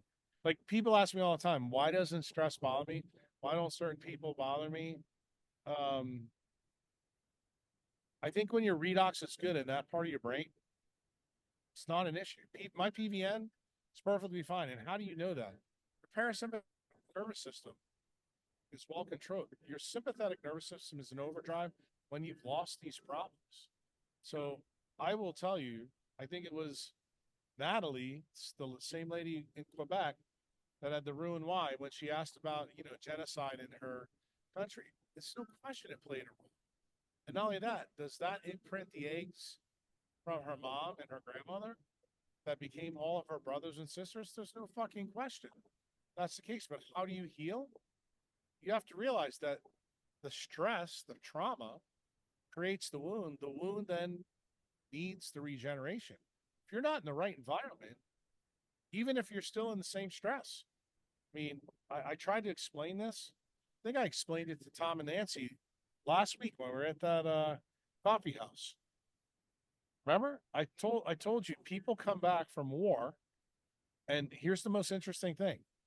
The people who didn't have major injuries, who didn't have their legs blown off, their arms cut off, they never got PTSD. I'm sorry, it's the other way around. People who got their arms blown off that had major trauma, which is what Natalie and Benny are talking about, these people never get PTSD because the trauma is so big. It turns out the bigger the trauma is, the more you get to the regeneration. Exactly. So actually, it's the craziest thing in the world. And just so you know, this data has been redone by DARPA and the DoD, and they know that people that have the biggest trauma tend to get better, and they don't have as many distal problems except from their injury. The problem is when somebody tells me that they can never heal, part of the reason why is because the trauma, that they never got to the regeneration. It's almost like the same thing I told you earlier about having an epidural put in. I think sometimes talk therapy and all the shit that people do for this is actually worse than the fucking trauma, if you want to know the truth. So Gabor Mate, in my opinion, gets a lot of things right, but he gets a lot of things wrong. And I really think that when you're in a good environment and you get enough UV and IR, you can still heal just about anything and get over it. The problem is people who never get to that environment never think they heal. And then what turns out? They wind up with the phenotype like Natalie's got. She's got PCOS, endometriosis, brain that doesn't work, and a Roux-en-Y. Guess what? All of that is definitely caused from the transgenerational epigenetics. But remember what she told us. She lives in Quebec. She doesn't live in the Middle East anymore. Okay, next is from Juan Diego. Number one, what is the state of the ozone layer right now? Are there parts of the Earth that it is too thin? I think this is, again, something we just talked about. The Great Oxidation Event, when it first began, there was no ozone layer. So what did that mean? More UV light got in. UV light, water vapor made it highly conductive so that endosymbiosis would happen. What's happening now? You have an ozone layer. It's got a couple of holes here and there, but is that the problem? No. The problem is below the ozone layer where the ionosphere is being pumped with non-native EMF. That is now Chernobyl level event. It dehydrates everything. The ozone layer is blocking UV from coming in. You want to know the truth? We need more holes in the ozone layer if you really understand how to solve this problem. And what do we have instead? Bill Gates and the government are doing geoengineering to block any sun. They are trying to create the same existence of condition that happened at the KT event for the dinosaurs. That's what they're doing to you. And the difference is the dinosaurs' brains were this big. Your guys' brains are this big. Okay, his second question. I read in a blog in the forum that putting a reverse osmosis filter on the whole house was not a good idea because it did something bad to the pipes. What is that exclamation? Makes the pipes wear out faster. So if you have what do you call it? Cast iron or copper pipes, they will wear out much faster. If you have PVC pipes, it won't do that. Obviously, the PVC is not a good idea. But in my place, because I just answered this question a little while earlier, I put a new well in, so I was able to control the pipe issue that goes all the way into the house. The problem that I wasn't able to control is the pipes that were already plumbed in the house. But I thought it was a good idea to use UV radiation of the water in case anything came in. Why? Because I live in a third world country where sanitation always isn't a good idea, or I should say isn't well practiced. And I am at a level where closer to San Salvador, they're in front of me. So I don't know what shit's in the groundwater. So that's the reason I did it. Is it okay to remineralize the water with concentrate trace mineral drops? Yeah, you can. I mean, I don't have a problem with that, down the road, but would I use some of the bullshit out there? No, I would use actual salt. I think salt is all you need to put. I wouldn't put anything else in except salt. And if you want to do your own hypertonic saline solution, you could do that, and I think now you have the rationale for doing that because I told you in the blog since none of you asked a question. And if you have an open blood-brain barrier, this is actually a way to get the salt in to your system. And if you're really a tool and you go back and really listen to the Vermont 2017, I put the answer in there too in a slide. More salt that's in your blood, the more UV light you absorb.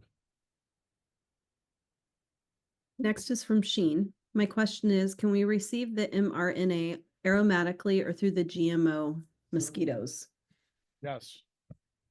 Second question, I've been doing a deep dive into what it takes for me to sell the farm and move to El Salvador. A very close friend who is an immigration attorney calls President Bukele the most popular dictator on the planet. When I asked for his explanation, he told me this, and I'm wondering what your thoughts are about his explanation. He got himself reelected by resigning. I think 3 weeks before the term was over and was running again, he appointed a Supreme Court that ruled in his favor. But all the people love him because he has controlled crime in the country, literally and forcefully. It is a fact that U.S. Embassy in El Salvador is about twice the size as the embassy in Mexico City. Doesn't that make it puzzle you? How much activity is going on in Central or South America to make El Salvador so important to us? Plus, El Salvador adopted the dollar as its official currency years ago. Can't think of another country that has it as official currency. Now, Panama and other countries use it out of convenience, but they still have their own official currency. I would just tell you, you can stop. I mean, this fucking attorney's an idiot. I mean, none of that ties to the original question. Not only that, Bukele didn't change the Supreme Court for his reelection. That was done the first term, first year, because they were all fucking corrupt judges. Okay, so remember who this fucking guy is. He's an immigration attorney who's fucking pissed off that Bukele's made his job a lot more difficult. Okay, the size of the embassy has nothing to do with fucking tea in China. So, in my opinion, I wouldn't listen to this guy worth a damn because it doesn't make any sense. Are there reasons, good reasons, that you may not want to come to El Salvador? But as I think the person's terms were selling the farm. Yeah, I could think of a couple of reasons, but the economy here has been dollarized for literally 20, 25 years. This has nothing to do with Bukele. And the real problem, what that really means is things will be expensive here because they're dollarized. In fact, Bukele gave them fucking Bitcoin and people didn't realize what a benefit that was. So I would turn his criticism around to, bro, you don't even know what the fuck you're talking about. The situation in El Salvador, if you live a fiat life, it's going to be as expensive here as it is in the United States. Why? The dollar's still failing. But it is the global reserve currency, and it will be the last currency that fails on the planet. So everybody else listening to this, I don't care what your currency is, Canadian dollar, the euro, you know, whatever the fuck you use, you're all way more fucked than the dollar is. And I'm no fan of the dollar. I call it a shit coin. So that should tell you something. But this argument this attorney makes is it's almost like listening to someone who's got bipolar disorder. It makes no sense. And to be quite honest with you, it's also the thing that pops up in my mind when you read it, Upton St. Clair. When someone's salary depends on misunderstanding something, boy, this fucking guy did a spectacular job. Okay, next is from Kate. She's got 3 questions here. Number 1, I am suspicious about all the recent promotion of HRT for nearly all women going through menopause. What are your thoughts? Pharmaceutical propaganda or can generally be helpful? I think I told you the thoughts in this Q&A that you live in a microwave. Everybody's got heme damage of the CYP enzyme that controls your ability to make all your sex steroid hormones. That's the reason why everybody's infertile. Fecundity is bad, and the reason why boys turn to girls and girls turn to boys. And that's the reason why everybody has endometriosis, PCOS. These things are all linked. They're linked to an extinction event environment that's happening all around you. So yeah, am I okay with people using bioidentical hormones if you want to try to improve your life? Yes, but you can't do that while you're still thinking about having kids. Why? Because it fucks that whole thing up. Number 2, you talk about heavy metals and vaccines, SSRIs. Do you think these could be in HRT, GLP-1 drugs that people are happily injecting into themselves? Of course they are. I mean, are you kidding me? Any drug that you get from Big Pharma, you got to worry about. That's why if you're going to do HRT, you better do it at a compound pharmacy and then ask the pharmacist, because that's the nice thing about a compound pharmacy. Can you tell me exactly what's in the mix? That's the whole point. You can't do that with Big Pharma. They put in whatever the fuck they want. Number 3, you recommend DDW like Icelandic Evian. Those all come in plastic bottles. Do you worry about microplastics in these? Yeah, this question, this is the reason I let this fucking aggravates the shit out of me.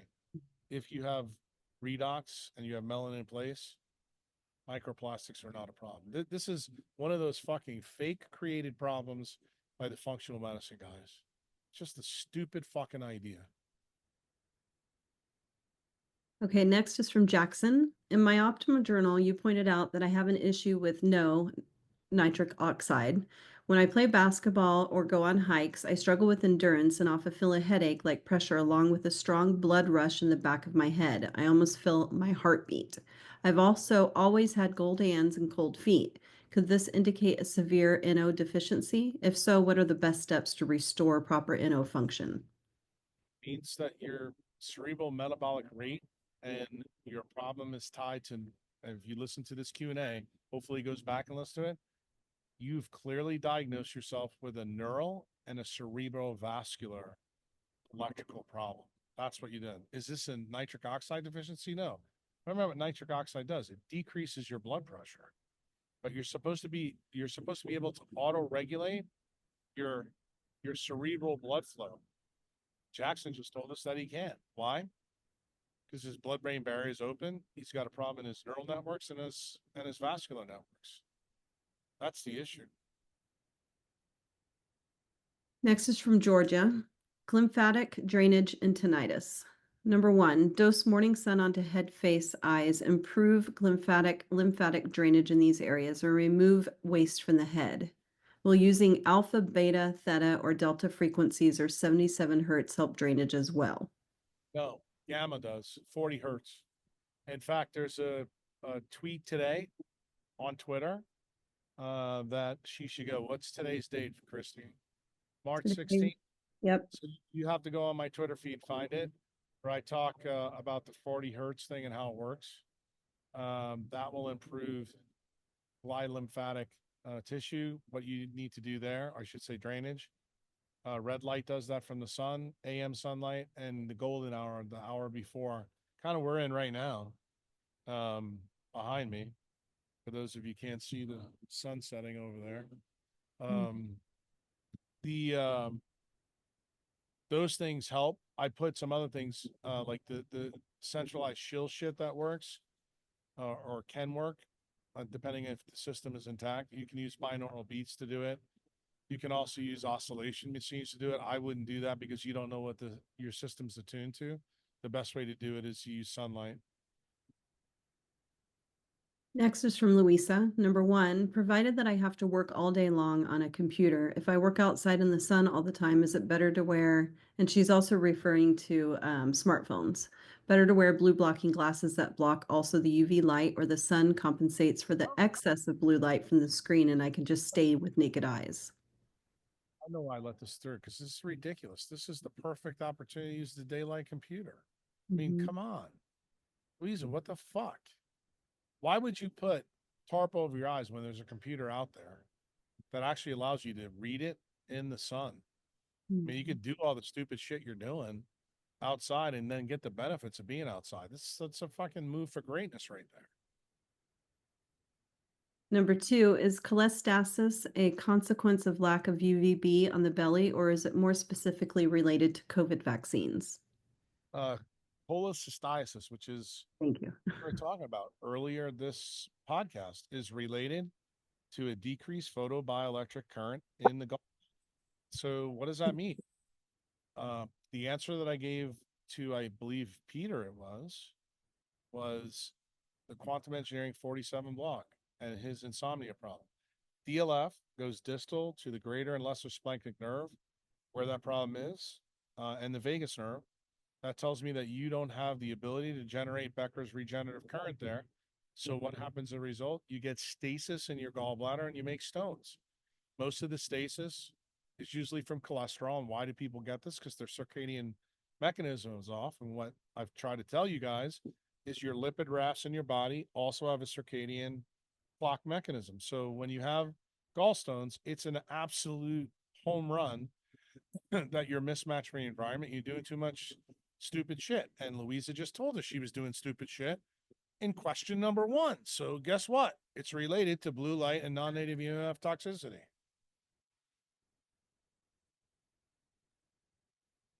Okay, next is from Angie. She's got 5 questions here. Number 1, I need to buy a cell phone soon. Do you have any suggestions about how to choose a cell phone? Are there any brands or types of smartphones that are the least dangerous? Yeah, ones that are from like 10 years ago that are a flip phone that are not smart. Just use a cell phone, but you don't need a smartphone. That's the best one. Number 2, about 11 years ago, I got my wisdom teeth all removed in one sitting. The dentist was new and she pulled a lot of my back teeth. Ever since the wisdom teeth removal, I've had chronic jawbone pain in the lower left jawbone area. I also started to get TMJ. Do you have any ideas about what could be causing the pain? What do you think could potentially be causing the pain? And do you have any ideas to heal it? Yeah, you got a problem in your trigeminal nerve where the damage was. Remember what we just said? Didn't we? Hasn't this whole Q&A been about damage and regeneration? Well, you got the damage and you weren't able to regenerate. Why? Because your fucking redox sucks. And then you're asking me about what cell phone you're going to do right here where your jaw is. Oh, hello? No thanks. So what do? You can use photobiomodulation. It decreases pain. It'll also improve your TMJ function. What's the best thing? Sunlight. There is no alternative. You know, first hour, golden hour right now. Get out there. Okay. More talk about coffee. She knows that you're against the coffee, wants to know if there's other forms of caffeine. I think we answered that already. Yeah. Coffee, caffeine, you want to use it in other things like dark chocolate or tea. I'm okay with that. I don't have a problem. Okay, that was her question. Perfect. Decaf coffee, though, sucks. Don't ever use that. It's all fucking filled with garbage. Perfect. Especially if you got mental illness. Oh, fuck. That's a bad deal. Do you have any thoughts about whether or not it's okay to wear synthetic fibers like polyester? What sort of clothing materials do you recommend? Well, this is one of those questions. You ask, can you? You can do whatever you want. Should you know? Cotton is better because it's natural. Polyester is made out of, oil. And what have I told you about oil? It is a huge problem with non-native EMF, and it's probably not good for it to be next to your skin long term. I wouldn't doubt that it changed the Coulomb charge in your skin, but I don't have any data to support that. What sort of clothing materials? I think cotton, natural fibers, and when you travel, I have a whole blog on why you should wear yellow when you travel through that ionosphere that we've talked about. I don't know, at least fucking 2 hours today. That's another Patreon blog for everybody to go read. Why does gold, and yellow good for when you're traveling through the ionosphere? Maybe everybody who's a Jack Cruz person, instead of wearing orange, maybe you should all start fucking wearing yellow since you love living at high latitudes in big cities and, listening to Miley Cyrus or whatever the fuck you're doing. I have no idea. I just put a link to that blog in the chat for you guys. Okay, last final caller with a question. Cone dystrophy. Yes. Genetic condition affecting vision with no known cure. Is there anything that can be done? Yeah, well, this is one I let it through because I like the question. It's probably a consult. But I will tell you, we have another member who asked me a question that's kind of related to this. He has a different problem called microophthalmia, and it's called nano-ophthalmus, and he was told the same thing, that it was a genetic thing. And when I did his consult on him and told him what I thought, he was fucking floored. And I'm going to tell you the same thing about this. So just so you know, this is a good one to end on. So what's one of the major reasons that I think Thomas Siegfried is wrong about most of the things? If a Warburg metabolism was a pathologic problem, that means no part of your body should use the Warburg metabolism. Stands to reason, right? Do you know that the fovea that I've done so many talks on, I even went to Mexico to talk to a bunch of ophthalmologists about this very issue. The fovea is where all the cones are that Brian asked us about. Okay. So it uses a Warburg metabolism. Okay. Doesn't use TCA cycle. What else is special about it? Doesn't have any melanin. The melanin is really far away. It's in the RPE and it's in one of the layers of the retina below it. So what does that mean? That means that the best treatment for a Warburg afflicted tissue is photobiomodulation. So guess what? I think red light therapy here, first hour of the day, last hour, which we're in now, huge. Could you use the Anders-Schultz law? Remember, that's the biphasic distribution of red light that I've talked about many times. This would be where you could use good photobiomodulation to also treat the cone dystrophy. I believe that very few diseases are truly genetic. I think most of them are mitochondrial. And would I be willing to bet that this cone dystrophy probably has played a big role? Because if we looked at the rest of your retina, I bet you that you have evidence of blue light toxicity. We could probably find that through your blink reflex, lacrimal gland excretion. There's a lot of different ways to look at this, but one of the big ones that would help too, most ophthalmologists won't go to this level, but ERG, which is an electroretinogram, it would show an altered current in your eye. That would give you a clue. The problem is the retina is really big, the fovea is really small. So if you've seen any of my pictures on blogs, I always show this, but the other thing that I want to make sure everybody knows, what else isn't in the fovea? There's no blood vessels in the fovea. None. There's a big empty circle there that has no melanin and no blood vessels. And that's a big clue that the Warburg metabolism, that old fucker, that's where red light would probably play a huge role in helping. So that's what I would recommend in this case. But again, I don't know anything else about Brian. If he got more interested, he probably should start a journal, book a consult, and we can go into it more deep because you need way more information to truly answer it. But the reason I let this one through is because no, I don't believe fucking it's a genetic condition. Yeah. It may have genetic components, but until I actually saw genetic testing from Brian, that's about the only way that I believe that it's a genetic condition. I believe almost every single genetic condition can be improved by mitochondrial DNA treatments that will lower mutation rate, improve heme proteins, improve deuterium depleted water creation along the mitochondria there. And that's the reason why the red light's a big deal here, because the number one thing that I'd be concerned about with those cones is that their mitochondria in the cones are being damaged, and red light would actually help it get better. And here's the one tissue in the body where Becker's work, you don't have to worry. Becker's work in bone shows the same thing. You don't need UV in the eye to fix it. You just need red for the fovea because it's a Warburg tissue.